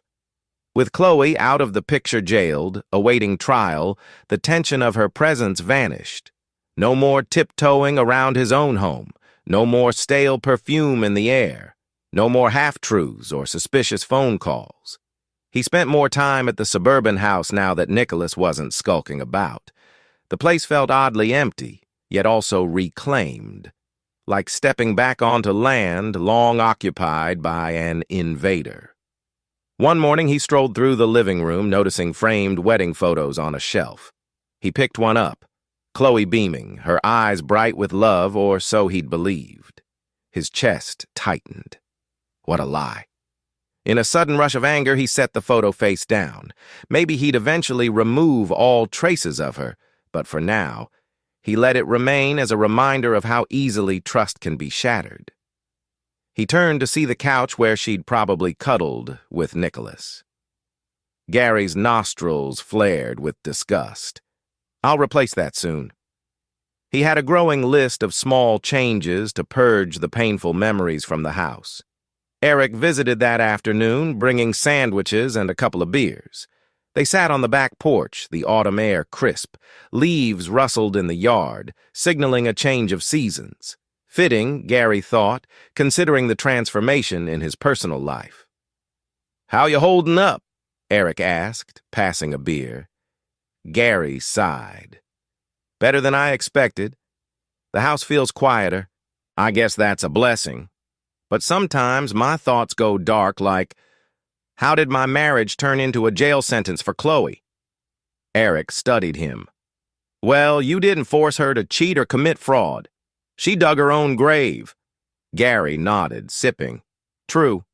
After a moment, he added, I'm just adjusting, I guess. The divorce is in motion. The trial date might be a few months away. In the meantime, I'm basically single. Eric clinked bottles.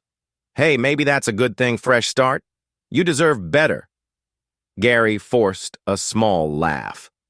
I'm not sure if I'm ready to date again. But yeah, a fresh start might be just what I need.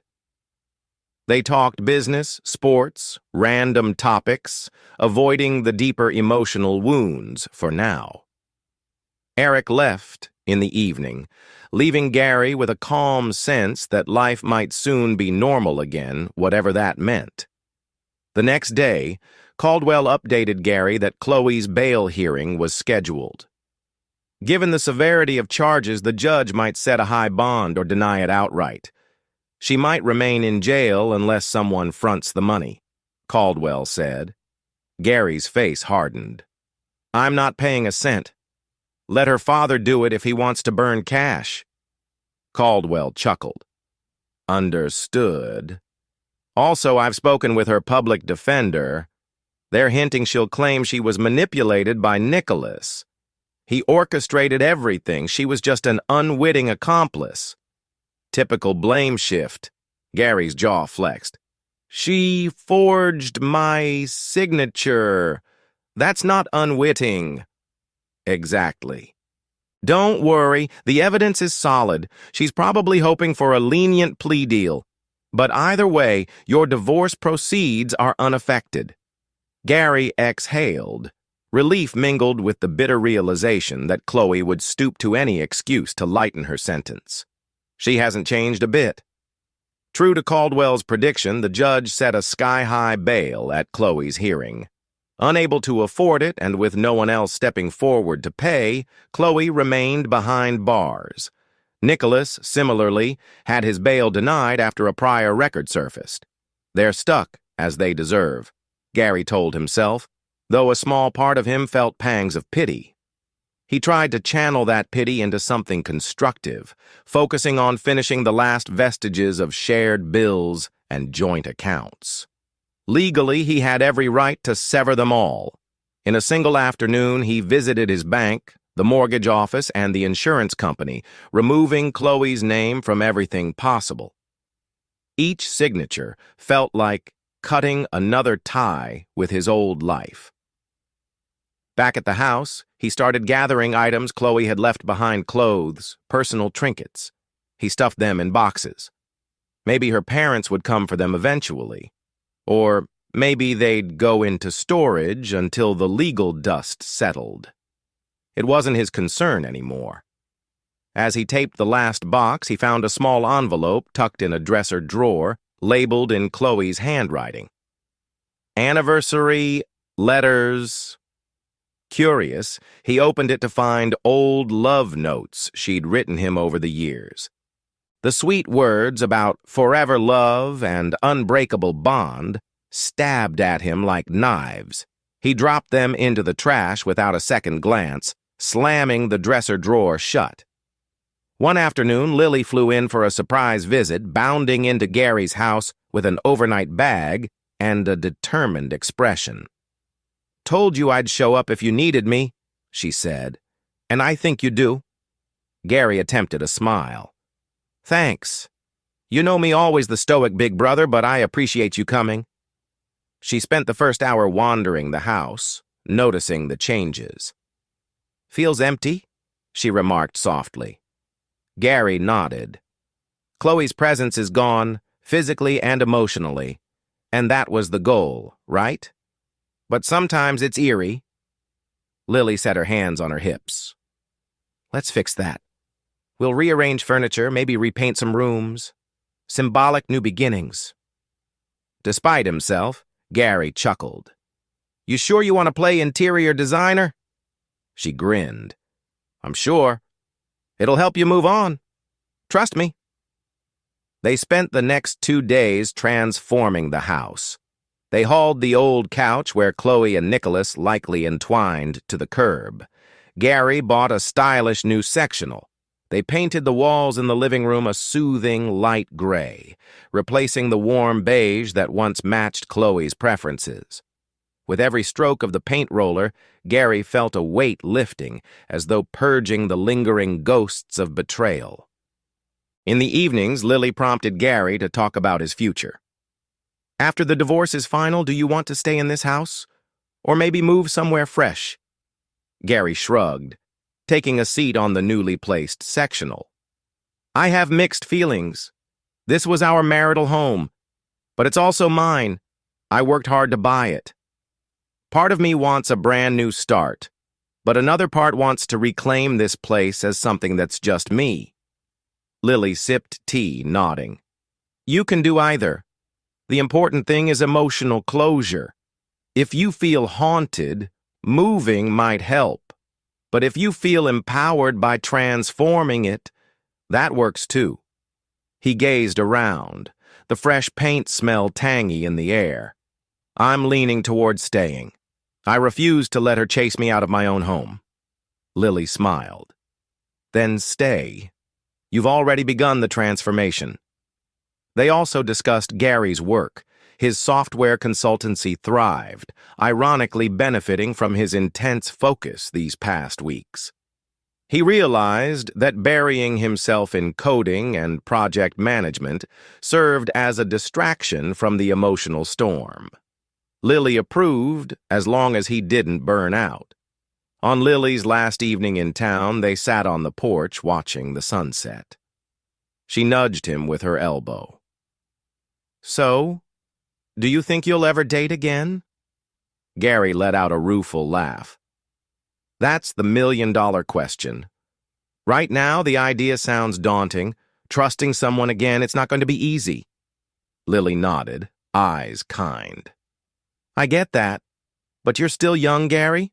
You have a lot of life to live. Don't let Chloe's betrayal lock you in bitterness forever. There are good people out there." He stared at the orange-pink sky, remembering better times. "Maybe someday, when I'm healed enough." She patted his shoulder. "That's all I ask, that you keep an open mind. Healing takes time, but you will get there." A comforting silence settled over them, the sky darkening to purple. For the first time in weeks, Gary felt a whisper of hope that perhaps life could hold new joys beyond revenge and heartbreak. The next morning, Lily left for the airport, giving Gary a fierce hug. "Call me if you need anything," she said, "and remember you're stronger than you think." He watched her taxi drive away, then returned inside, feeling the house's hush envelop him. Instead of loneliness, he felt a determined calm. He had survived the worst, discovering the affair, orchestrating a cunning plan, witnessing Chloe's arrest. Now, the path to rebuilding lay before him. He busied himself with finalizing details with Caldwell. The lawyer confirmed that Chloe's preliminary hearing was set in a few weeks. Gary might be asked to testify about the forgeries. "Testify as the betrayed husband," he mused. The prospect stirred uneasy memories, but he braced himself. He'd handle it with the same composure that got him this far. That afternoon, he received another inmate call request from Chloe. Against his better judgment, he answered. Her voice, weaker than before, came through the line. "Gary, I don't know what to do. They're offering me a plea deal like if I testify against Nicholas, I could reduce my sentence." Gary remained silent, waiting for her to continue. She sniffled. "I told them I was manipulated, that I thought you were aware of the property stuff. Please, if you'd just back me up somehow." He cut her off, words icy. "You forged my name, you scammed people, you cheated in my own house. Why on earth would I defend you?" A shaky sob. "I'm terrified. Nicholas is calling me a liar, saying I was the mastermind. I don't want to spend years here. I'm so sorry, Gary. Sorry you got caught, he snapped. Not sorry for betraying me. She breathed raggedly. I know you hate me. But I beg you, just talk to the DA. Tell them I'm a good person who made a mistake. Gary's rage flared. A mistake that lasted how long? Months? Years? You want me to bail you out with a lie? He let out a bitter laugh. Not a chance. She wept openly now. I can't believe you're being this cruel. Cruel? He echoed, fury searing his chest. You did this to yourself. Live with it. He hung up. The call left him shaking with lingering anger, but also a strange finality. She's learning how it feels to be powerless. Gary had no intention of granting her any reprieve. If she wanted mercy, she should have thought about that before crawling into Nicholas's bed and forging documents. He stepped into the newly redecorated living room, gaze settling on the bare wall where once a wedding portrait had hung. Now, it was empty, a blank canvas for future possibilities. He took a deep breath, feeling the last vestiges of pity slide away. This was the life he'd chosen, free from Chloe's deceit, built upon his own resolve. A new wave of determination surged. He was done with her manipulations, done with the guilt. He had a trial to attend soon, a divorce nearing finalization, and a future waiting for him once the dust settled. Let her rot, he thought. I'm moving on. He walked to the kitchen, grabbed his phone, and blocked the jail's number once and for all. No more calls. No more pleas. Chloe was dead to him, only the official paperwork remained to seal it. Chapter 9. Gary closed his mailbox and scanned through the stack of letters in his hand. Most were mundane bills, advertisements, but the official county envelope caught his eye. Inside was a summons, scheduling him to appear as a witness in Chloe and Nicholas's upcoming fraud trial. The date was set for mid-spring, about 6 weeks away. He stood on his porch, reading the document under the slant of the afternoon sun. Though his plan from the start had been to see them face justice, actually testifying in court felt daunting. He exhaled, recalling the times he once gazed into Chloe's eyes with love. Now he'd be facing her from a witness stand, helping seal her fate. That evening, he called Caldwell. I got the summons, Gary told him. So it's really going to trial. No plea deals? Caldwell's tone was confident. It appears both Chloe and Nicholas refused to plead guilty, each claiming the other masterminded the fraud. The prosecution's ready to proceed in open court. You'll be key, given your evidence of forgery and your knowledge of the property scam. Gary felt a swirl of emotions. I'll do what's necessary. This is the end game. In the ensuing weeks, Gary juggled his demanding software consultancy with the looming reality of testifying. He spent hours reviewing the digital records he'd collected, screenshots of incriminating texts, bank statements, the decoy property listings. Caldwell coached him on how to answer questions calmly without giving the defense any leverage. Late one night, he found himself scrolling through old phone logs, reacquainting himself with each twist that confirmed Chloe's guilt. A strange numbness had taken root. The fury he once felt seemed distant, replaced by a grim sense of resolve. I've come too far to waver now, he reminded himself.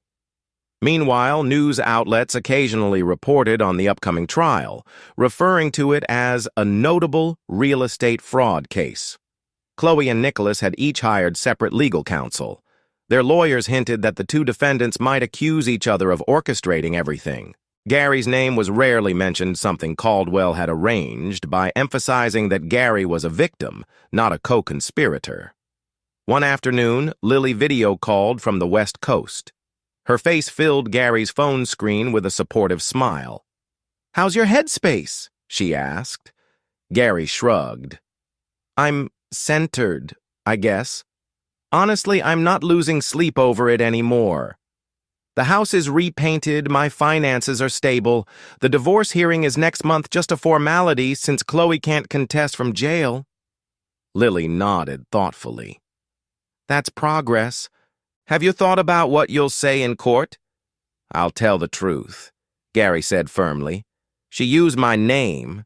She cheated me in every sense, and she broke the law with Nicholas. There's no sugarcoating it. Lily studied him, eyes compassionate. Just be ready for emotional whiplash. Seeing her in person might stir up old feelings. Gary's jaw set. Let it. I'm not backing down. They chatted a bit longer about family news, then said their goodbyes.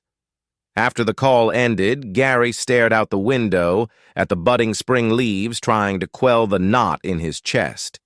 He was resolute in seeing this through to the bitter end. On a crisp morning just weeks before the trial, Gary drove to the county courthouse for a brief meeting with the prosecution team. The large granite building loomed, its columns giving it an air of solemn authority. Inside, the prosecutor, an efficient, no-nonsense woman named Dorsey, led him into a conference room. "We'll keep this informal," she said, gesturing to a seat. "I want you comfortable when we get to trial." She had him walk through his entire history with Chloe, how they met, when they married, how she got involved with Nicholas. Then Dorsey zeroed in on the real estate scheme. Gary handed over digital copies of texts, videos, and financial statements. Dorsey's eyes gleamed with satisfaction. "This is quite comprehensive. Between your evidence and the documents we subpoenaed from the brokerage, we have a solid case." He nodded, pressing his palms against the table. "I just want justice served." She offered a tight-lipped smile. "Trust me, Mr. Hernandez, we have enough to bury them. You just need to stay calm on the stand." After the meeting, Gary stepped out onto the courthouse steps. An unexpected figure stood there, staring at him. Mr. Reynolds, Chloe's father. The older man's face was etched with worry, and the lines around his eyes seemed deeper than Gary remembered. He approached tentatively. Gary sighed inwardly. "Mr. Reynolds, good morning." The older man nodded, gaze downcast. "I heard you're testifying. I came here hoping to speak with you, though I'm not sure what I expect you to say." Gary's stomach tightened with empathy and lingering anger. "Sir, I'm sorry you're in this position, but Chloe made her choices." A tremor passed over the older man's face. "I know. I'm not here to defend her crimes. I love my daughter. It's tearing me up seeing her in an orange jumpsuit." Gary forced a neutral tone. "I understand, but my role is to tell the truth." Mr. Reynolds nodded, eyes brimming with sorrow. "Then do what you must. I'd just ask if there's any room for forgiveness. Please consider it." Gary didn't reply, mind flashing back to all the lies, the betrayal, the cold phone calls from jail. He wanted to say, "Forgiveness is off the table," but instead he said quietly, "We'll see." Then he left, the weight of Mr. Reynolds's plea following him to his car. In the final days leading to the trial, Gary threw himself into work, wrapping up a major software deployment. The engrossing technical details helped keep him from fretting over the upcoming courtroom drama. Still, each night he revisited the mental script. How he'd answer the prosecutor's questions, how he'd handle cross-examination if Chloe's defense tried to paint him as bitter or vengeful. Eric visited Gary for dinner the weekend before the trial, bringing pizza and a six-pack of craft beer. They lounged in the living room, munching slices while the TV played some forgettable movie in the background. "So," Eric began, wiping his mouth, "trial's Monday. How are you feeling?" Gary shrugged, swirling a beer bottle in his hand. "Oddly calm? I think I'm ready." Eric studied him. "You sure? This is the final confrontation. She'll be right there, and Nicholas too. They might try some last-ditch theatrics." Gary exhaled. They can do whatever they want. The evidence is overwhelming. I'm not scared of them anymore. A small grin flickered over Eric's face. I'm proud of you, man. You turned what could have destroyed you into a moment of strength. Gary nodded, eyes flicking to the blank spot on the wall where a wedding photo once hung. I had no choice. It was survive or cave in. They clinked beer bottles in a quiet toast. Outside, twilight settled over the neighborhood, the hush a stark contrast to the storm that would soon erupt in court. Come Monday morning, Gary donned a tailored suit, the same one he wore on the day Chloe and Nicholas first signed those incriminating documents. It felt symbolic somehow, like returning to the scene of the crime. He arrived at the courthouse early, stepping inside with a determined set to his shoulders. The hallway outside the courtroom buzzed with reporters, curious onlookers, and the echo of footsteps on polished floors. Gary spotted Caldwell near the courtroom doors, accompanied by Dorsey, the prosecutor. Caldwell gave him a nod of reassurance. Dorsey quickly briefed him. We'll call you as a witness after we outline the timeline of events. Just listen closely to my questions and speak clearly. Gary's heart thumped. Understood. Inside, he took a seat in the gallery. A short while later, the bailiffs ushered in the defendants. Gary's pulse spiked at the sight of Chloe in a conservative blouse and skirt, likely borrowed from her lawyer's office since she'd arrived from jail. Her face looked thinner, eyes hollow. Nicholas, in a cheap suit, strode in with a swagger that seemed forced, a scowl etched on his features. Gary felt a surge of emotions, anger, pity, lingering heartbreak. He reminded himself they brought this on themselves. He looked away as Chloe swept her gaze across the room, searching until she spotted him. Their eyes locked for a split second before he dropped his gaze, refusing to engage. Proceedings began. The prosecution laid out the charges: conspiracy to commit fraud, forging legal documents, and additional counts relating to the real estate scheme. Nicholas's defense attorney tried to argue that Chloe was the driving force, painting Nicholas as merely following instructions. Chloe's lawyer, conversely, insisted that Nicholas manipulated her due to her lack of financial savvy. Both versions contradicted each other, underscoring the rift between the co-defendants. After lunch recess, the moment arrived. Dorsey called Gary Hernandez to the stand. Gary rose, heart hammering, and took the oath to tell the truth. Settling in the witness chair, he straightened his suit jacket and caught a glimpse of Chloe's stricken face. Stay calm, he told himself. Dorsey began gently, asking about his marriage, how he met Chloe, their backgrounds establishing credibility. Then she pivoted to the affair. Mr. Hernandez, how did you first discover Chloe was involved with Nicholas Avery? Gary swallowed. I came home unexpectedly from a business trip, found them together. He outlined the initial shock, the subsequent decision to gather evidence. Without revealing the more personal aspects of revenge, he explained how he uncovered text messages, how he recorded the incriminating activities. The courtroom listened in hushed silence. When Dorsey displayed a printout of the forged documents bearing Gary's name, he recounted how Chloe used his signatures without consent. The judge's expression was grave. The jurors scribbled notes. Chloe looked down, unable to meet his eyes. Eventually, Chloe's defense attorney rose for cross-examination. A tall, sharp-featured man, he tried to spin Gary's actions as vengeful snooping. He asked if Gary was driven by jealousy, implying he manipulated evidence out of spite.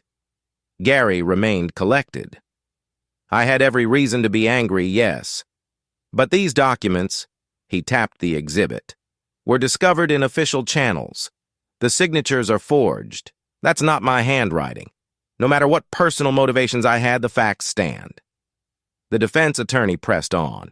Isn't it true you set a trap property for them to invest in, essentially goading them into fraud? Gary's pulse quickened. careful. I provided a real listing.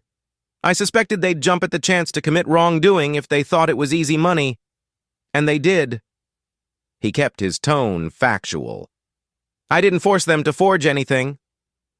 Murmurs rippled through the gallery. The judge banged the gavel lightly for silence. The defense attorney tried another angle, but couldn't shake Gary's calm composure. After a few more questions, he sat down, looking frustrated. Nicholas's lawyer tried a similar tack, painting Gary as a cunning orchestrator. But Gary repeated the same truth he'd only uncovered what Nicholas and Chloe willingly did. They dug their own hole. Satisfied, Dorsey ended Gary's questioning.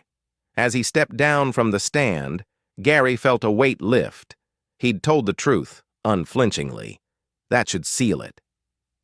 The trial continued for several more days. Financial experts testified, revealing the extent of Nicholas and Chloe's scam.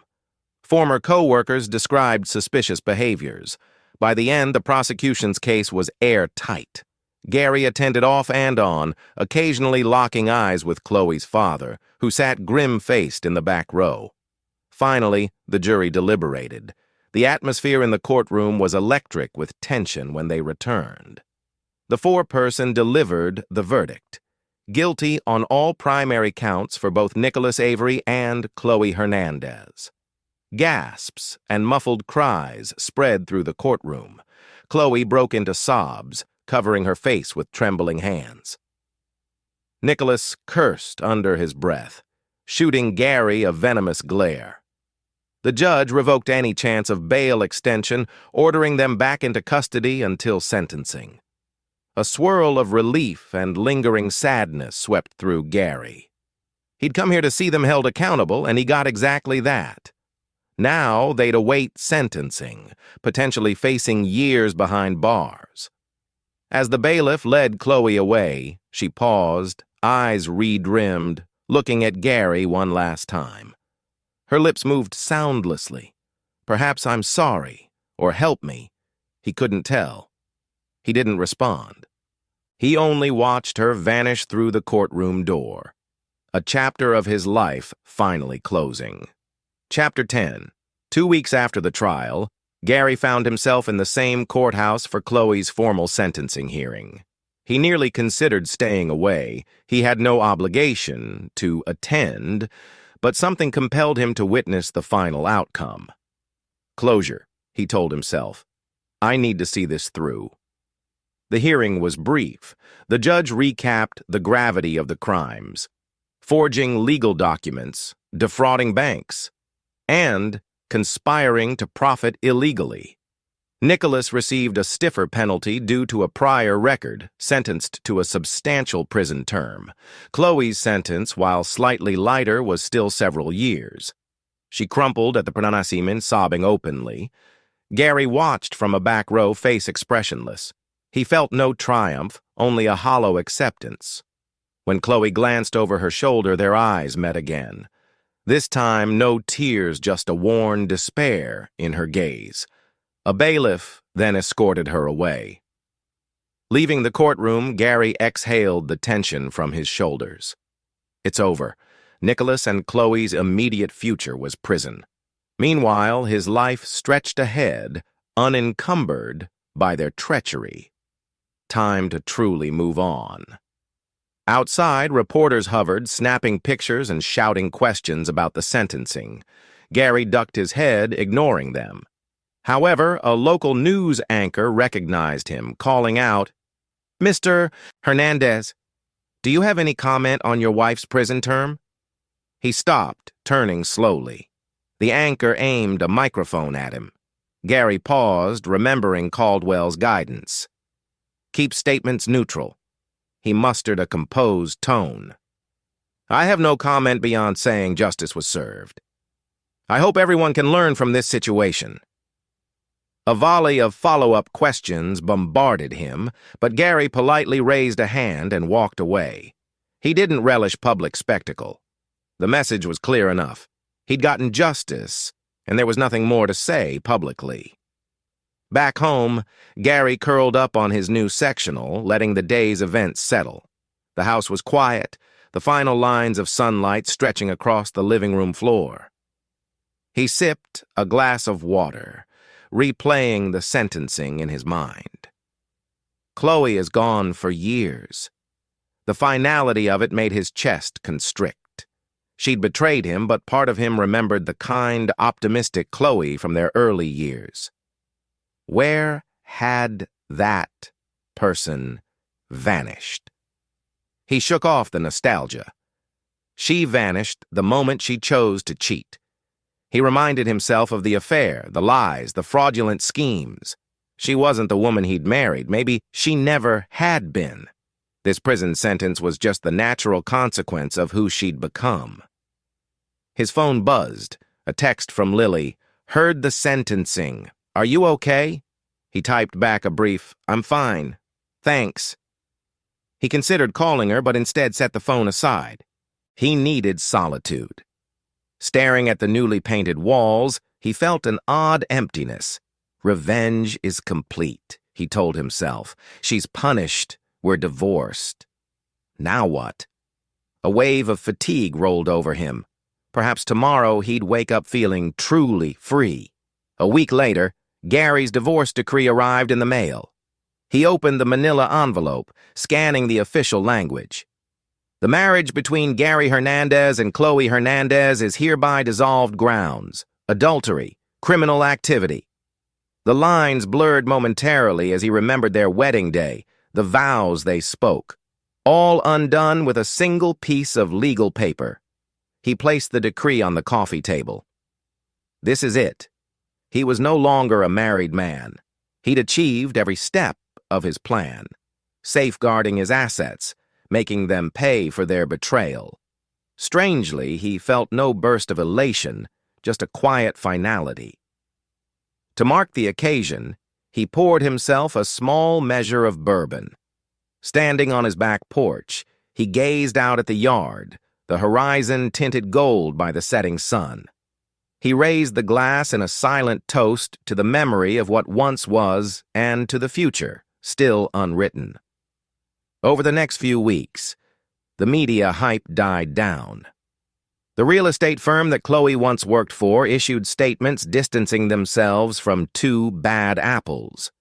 Nicholas's name briefly circulated again when investigators linked him to another dormant scam, potentially adding more years to his sentence. Chloe, overshadowed by Nicholas's extensive wrongdoing, slipped into relative obscurity. Gary's personal life also slipped into a calmer rhythm. He worked diligently, signed a couple of new clients for his software consultancy, and found a sense of stability in the normalcy of each day. Eric and Lily teased him that he seemed more relaxed, less haunted by anger. One day, rummaging through the attic, Gary came across a dusty box labeled "Wedding Keepsakes." Inside were old invitations, unused ribbons, even table cards from their reception. His gut churned. No need to keep these. Without hesitation, he carried the box outside and placed it in a garbage bin. A small act, but it felt like another layer of closure peeling away the past. A chance encounter one afternoon changed the quiet trajectory of Gary's life. He stopped by a local cafe after a client meeting, ordering a latte at the counter. A woman next to him, a brunette with a warm smile, accidentally bumped his shoulder. "Oh, I'm so sorry," she exclaimed, nearly spilling her iced coffee. Gary quickly steadied her arm, brushing away a stray droplet that landed on his sleeve. "No worries," he said with a faint laugh. "I've had worse happen at coffee shops." She laughed, too, introducing herself as Rachel. They chatted briefly while waiting for their orders, discovering they both lived in the same neighborhood. Rachel worked as a freelance marketing consultant, also in the tech realm. They exchanged business cards, each intrigued by the other's background.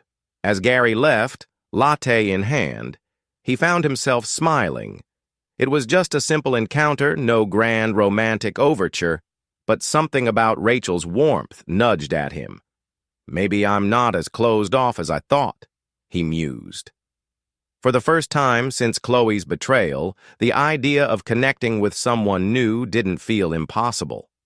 Days passed, and Gary reached out to Rachel professionally at first, curious about her marketing expertise. One conversation led to another, culminating in a casual meetup at a local bistro to discuss business. They ended up talking for hours, barely mentioning work, instead trading stories about their past travels, favorite music, and odd hobbies. Rachel's laugh had a genuine ring to it that put Gary at ease. Of course, a shadow still lingered his recent divorce, the betrayal he'd endured. But Rachel didn't pry. She only gently asked if he'd been through a rough patch, sensing his guarded moments. He offered a condensed version of the truth. I was married. It ended badly, but I'm moving on now. She nodded with empathy, not pressing for more details. Their dinners became a weekly occurrence. Gary discovered he enjoyed her company more than he'd expected. He didn't declare any intentions. He wasn't sure if he was ready for romance, but friendship came naturally, blossoming with each meeting. Meanwhile, Eric and Lily noticed a shift in Gary's demeanor, less tension, more openness. One Saturday, Eric cornered Gary after a group brunch. "So, you're spending a lot of time with this Rachel. Anything happening?" Gary rolled his eyes with a half-smile. "Relax, man. We're just getting to know each other. I'm not rushing into anything serious." Eric nodded, grinning. "Hey, I get it, but you seem lighter. I think it's a good sign." Gary considered that. Am I lighter? Maybe so. He felt the burdens of revenge fading from his shoulders, replaced by a cautious optimism for whatever might come next. A month later, Lily flew in for another short trip. She and Gary sat on the porch again, sipping iced tea in the early summer sun. She beamed as Gary described his new consultancy contracts, his redecorated house, and, yes, a bit about Rachel. "I'm so happy you're opening up," Lily gushed, eyes shining. "That's a huge leap from where you were, all consumed by vengeance and heartbreak." Gary shrugged, a small smile tugging at his lips. "Life moves forward. I learned that dwelling in anger forever, it's not sustainable. I got my closure. Chloe's in prison. The marriage is officially dissolved. Now it's up to me to shape my next chapter." Lily patted his shoulder. "Couldn't have said it better myself, big brother." They shared a comfortable silence, the yard a testament to Gary's revival, a few newly planted flowers, fresh patio furniture, the old memories replaced by living growth. Maybe it's symbolic, he thought. My life can bloom again. That evening, Gary stepped out alone to take a walk through the neighborhood. The summer twilight cast the streets in a gentle glow. Passing homes with lit windows and distant laughter, he recalled how he once felt so isolated amid his betrayal. Now, he realized how much he had reclaimed his sense of self. As he strolled, a breeze rustled the trees, bringing a mild relief from the day's heat. "I've come so far," he mused. From discovering Chloe's affair, to methodically gathering evidence, to watching them get locked up. And now, here I am free. He paused under a street lamp, glancing at the sky where a faint crescent moon hung. "I did what I had to," he whispered to the still air. "And I don't regret it." Yet he felt no celebratory rush, only a quiet acceptance. Revenge had served its purpose, and in that finality, he found a semblance of peace. Tomorrow is a new day, he told himself, resuming his walk. And I'm ready to live it on my own terms. Chapter 11. 3 months passed. Gary's life settled into a comfortable rhythm.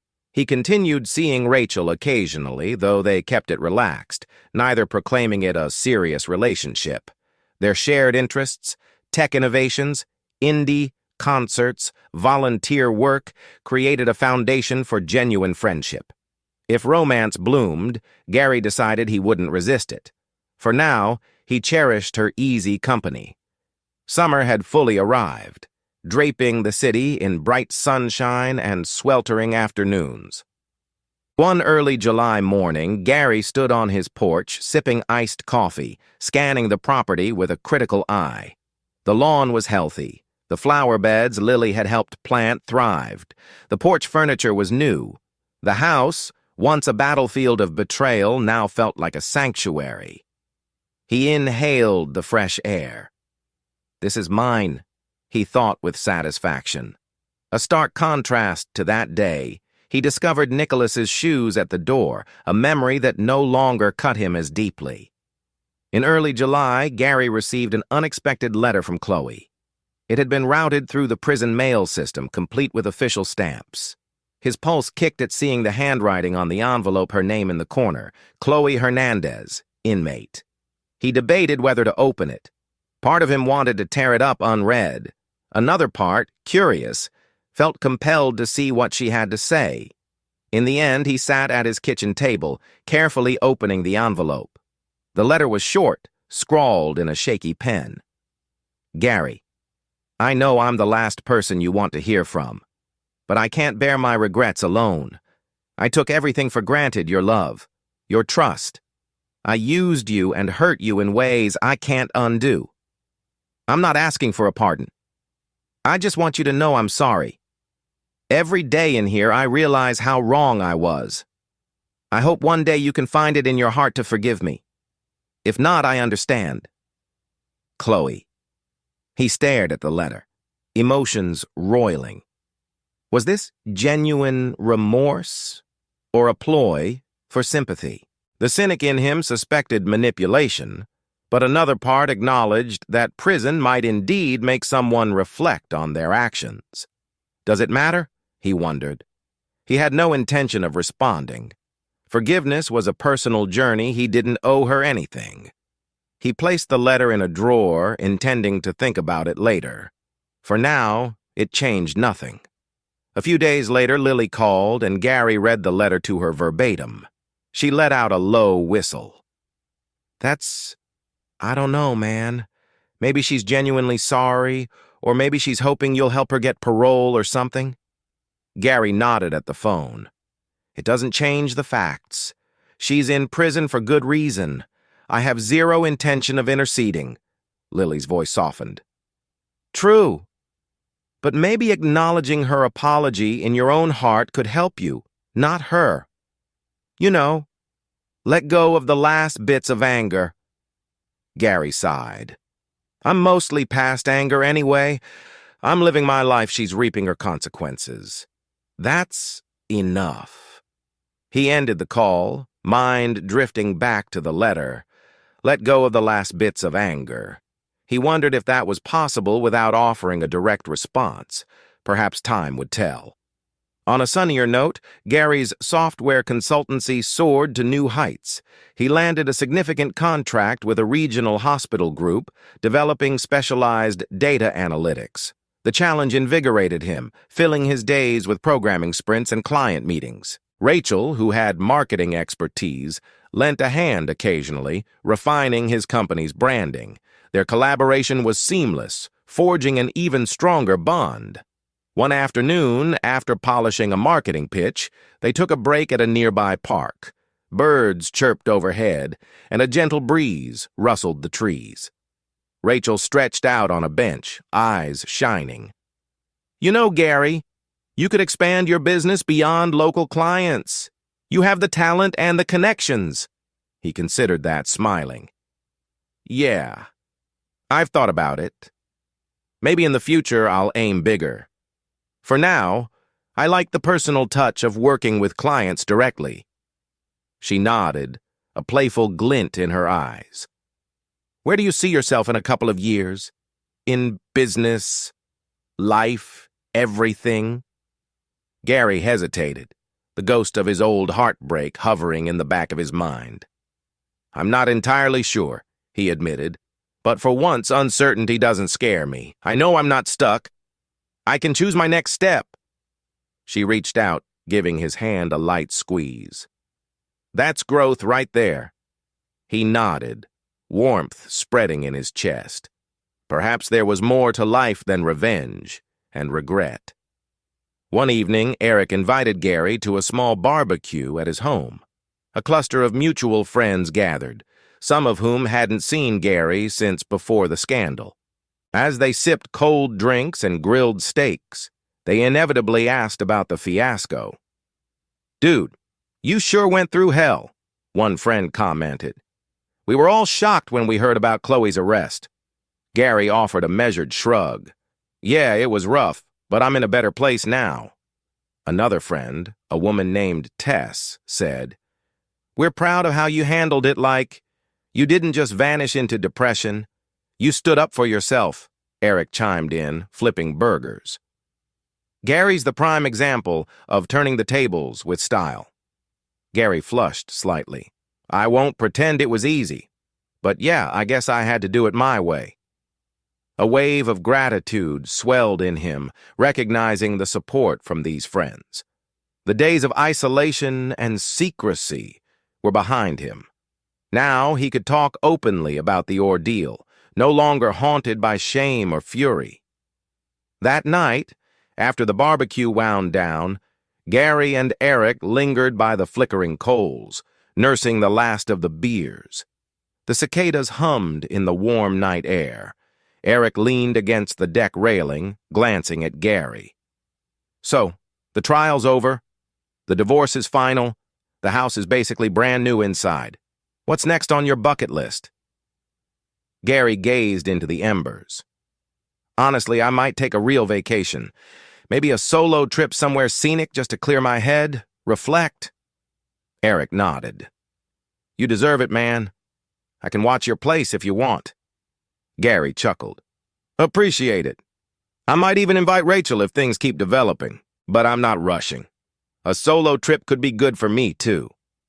A comfortable silence followed. Gary felt a sense of completion, like he'd climbed a steep mountain and was now surveying the valley below. He had the freedom to choose any path. No more drama, no more secrets, no more hostility. Just the next chapter waiting for him. A few days later, Gary found himself scrolling through travel websites, daydreaming about a getaway. Italy, Japan, a quiet cabin in Colorado, possibilities swirled in his mind. He pictured himself sipping espresso in a bustling European square, or hiking a serene forest trail far from city noise. The mere thought brought a surge of excitement. He paused, recalling how Chloe once pestered him to take lavish vacations, though her real motivation had been to flaunt her success. Now, planning a trip felt different. This was purely for his own enjoyment, a step toward rediscovering himself. While browsing flight deals, he smiled. "I'm free to explore, see the world on my own terms." Maybe he'd even propose an extended weekend with Rachel. Or go alone, he reminded himself. Either option is open. That sense of possibility felt refreshing. One Saturday morning, Lily and Gary met for breakfast at a diner. She'd flown in again for a quick business trip and used the chance to see him. Over stacks of pancakes, Lily gave him a proud once-over. "You look good," she remarked, swirling her orange juice. "Less tension in your shoulders, more spark in your eyes." Gary shrugged with a grin. "I guess I'm just at peace with everything. The legal stuff is done. The house is my space, and I'm building a future without the baggage." She tapped his plate with her fork in mock salute. "That's what I love to hear. Remember those nights you'd call me, borderline spiraling over Chloe's lies? You've come so far." He nodded, memory of those dark nights flickering across his mind. "I sometimes wonder if I'd be this strong without going through all that." Lily reached over and squeezed his hand. "Pain can forge resilience. Just make sure you don't let it harden you against new happiness." A wistful smile tugged at Gary's lips. "I'm working on that." After Lily departed, Gary drove home, feeling a surge of gratitude for her unwavering support. As he turned onto his street, he noticed a U-Haul truck in front of a neighboring house. A new family was moving in, a couple with 2 kids who looked excited to explore their yard. The sight warmed Gary's heart. New beginnings all around, he thought. He parked his car and hopped out. Without hesitation, he strolled over to the newcomers, offering a friendly wave. "Hi, I'm Gary from next door. Need an extra hand with anything?" They smiled, relieved, and he spent the next hour helping them lift boxes, exchanging small talk. He enjoyed the normalcy of neighborly kindness. If you'd asked me a year ago, I couldn't have imagined being so at ease. That evening, Gary relaxed in his living room, the new couch angled perfectly to watch the sunset through the large front window. A gentle hush enveloped the room. He sipped tea, reflecting on how drastically life had changed. From the devastation of betrayal to the triumph of revenge, from the bitterness of heartbreak to a newfound openness to possibility. His phone chimed a text from Rachel. "How about dinner tomorrow night?" "My treat. I found a great Thai place." He felt a light flutter of anticipation. Smiling, he typed back, "I'm game. Can't wait." After sending the message, he set the phone aside. He thought of Chloe's letter, still in the drawer. Maybe in time he'd reread it and decide if forgiveness was possible. For now, it didn't matter. He had released himself from her grip. She was a cautionary chapter he'd left behind. He closed his eyes, letting the final rays of sunlight warm his face. "I'm stronger, freer, and ready for tomorrow."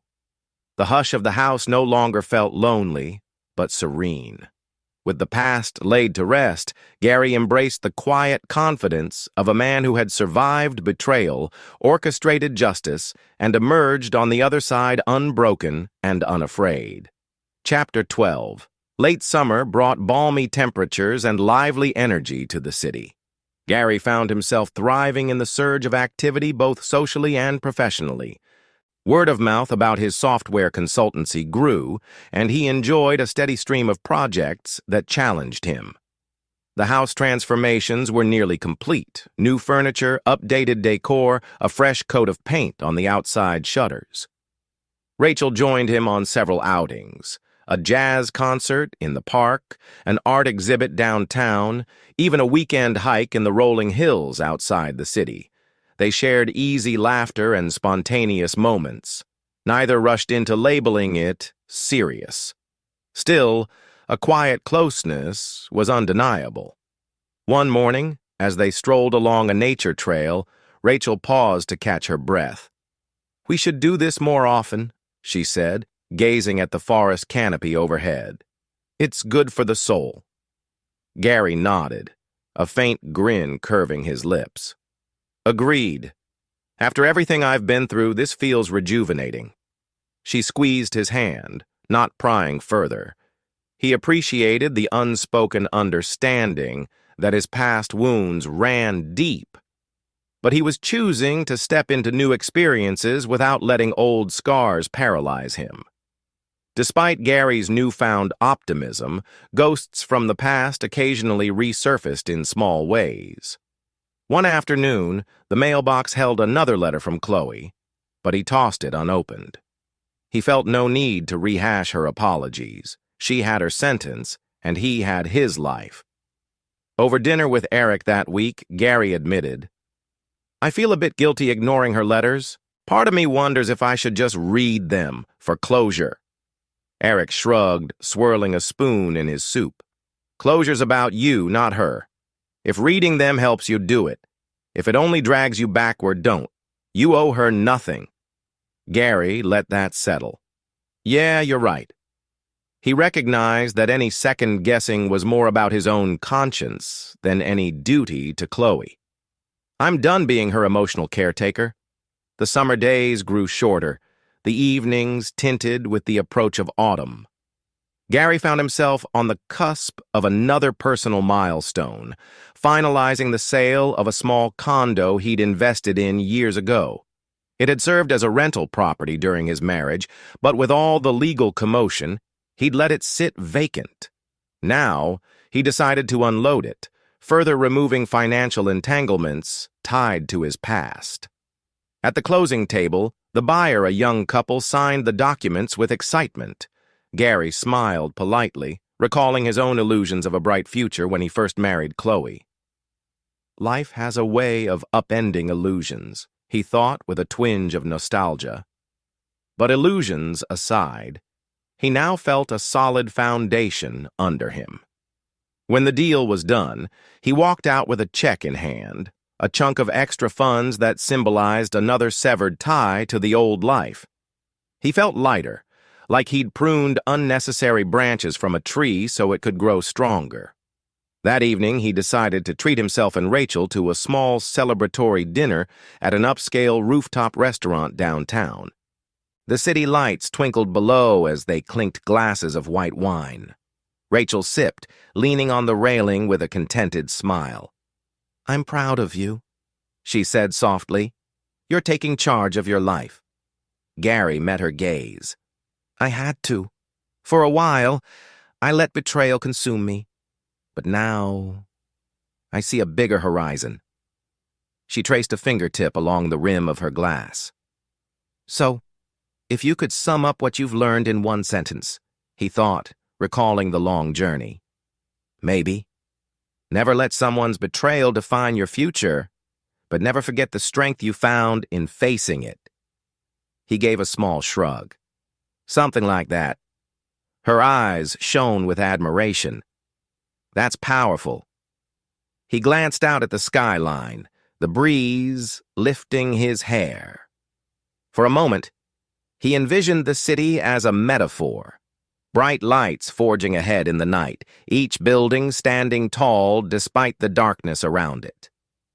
"That's me," he mused, "still shining even after the darkest betrayal." A week later, Lily visited once more, finalizing some business on her end. She convinced Gary to take her out to the new brunch spot in town. Over avocado toast and fresh fruit smoothies, she teased him about Rachel. "What's the deal? Are you, official?" Gary chuckled, drumming his fingers on the tabletop. "You sound like a teenager, but if you must know, we're exploring. We connect well, but I'm cautious." Lily rolled her eyes playfully. "Cautious is fine, but don't let caution rob you of happiness. Sometimes you have to risk a bit, you know?" He sighed. "Yeah, I know. I guess I'm still healing." She softened. "Healing doesn't mean you can't find joy. Don't be afraid to let someone in." Gary nodded, a contemplative smile forming.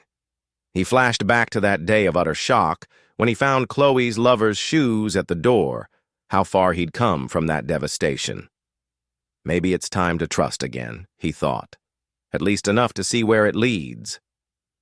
As August neared its end, Gary received a message from Caldwell. "Chloe is appealing. Her sentence likely won't change much. But be aware." Gary read the text with a twinge of annoyance. She's still trying. But Caldwell assured him appeals rarely overturned such a clear case, especially with overwhelming evidence. Gary quickly pushed it out of his mind. Her choices, her consequences. Not my problem. He turned his focus to something more uplifting. An upcoming tech conference in another state. He planned to attend, partly to network and partly to embrace a change of scenery. Eric teased him. "Just don't let them keep you so busy you forget to enjoy the hotel's pool bar."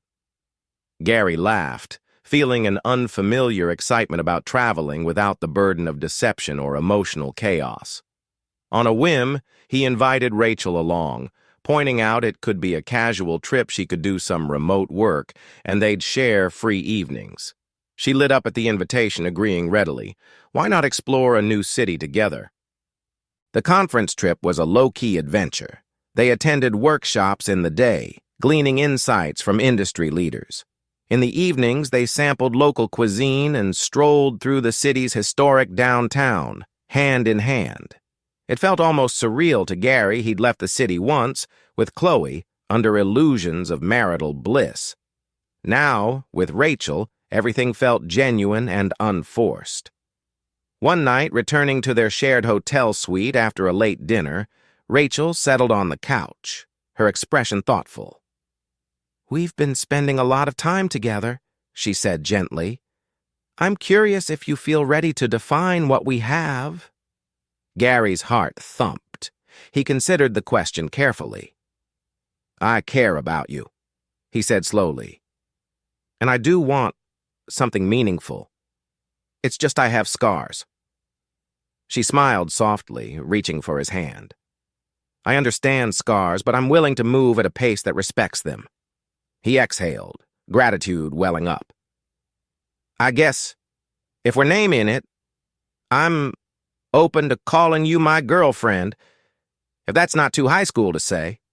She laughed, eyes crinkling. "Sounds good to me."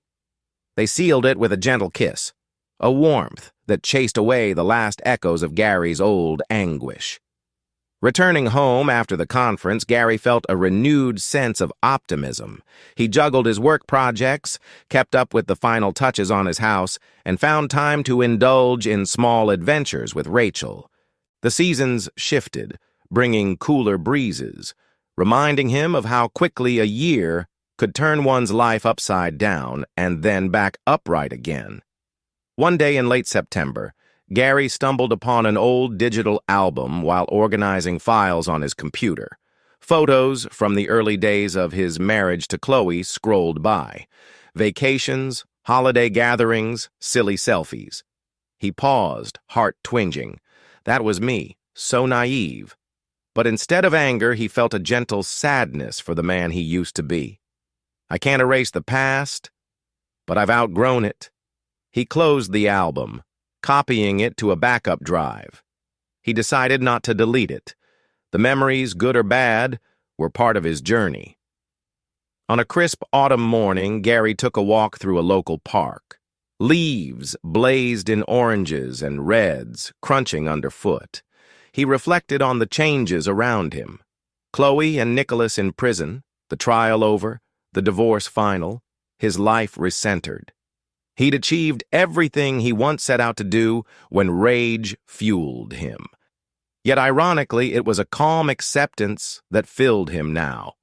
He found a quiet bench, sitting to watch children play on the swings. A mother pushed her toddler gently, laughter ringing out. Life goes on for everyone, Gary thought. No matter how intense your personal storms, the world keeps spinning. He let out a slow breath, realizing he was content. The bitterness had faded into a distant memory, replaced by a sense of peace and readiness for whatever lay ahead. That evening, Gary hosted a small gathering at his home. Eric, Lily, in town again, Rachel, and a few close friends. They grilled on the patio, toasted with wine, and joked about everyday things. The conversation never once circled back to Chloe or the scandal. It was as if that chapter was sealed, overshadowed by the promise of new beginnings. As the night wound down, Lily pulled Gary aside, giving him a tight hug. "I'm proud of you," she whispered. "You went through hell, but here you are, opening your home, your heart living again." Gary nodded, emotion thick in his throat. "Thanks. Couldn't have done it without you." She winked. "Guess we're all stronger than we think."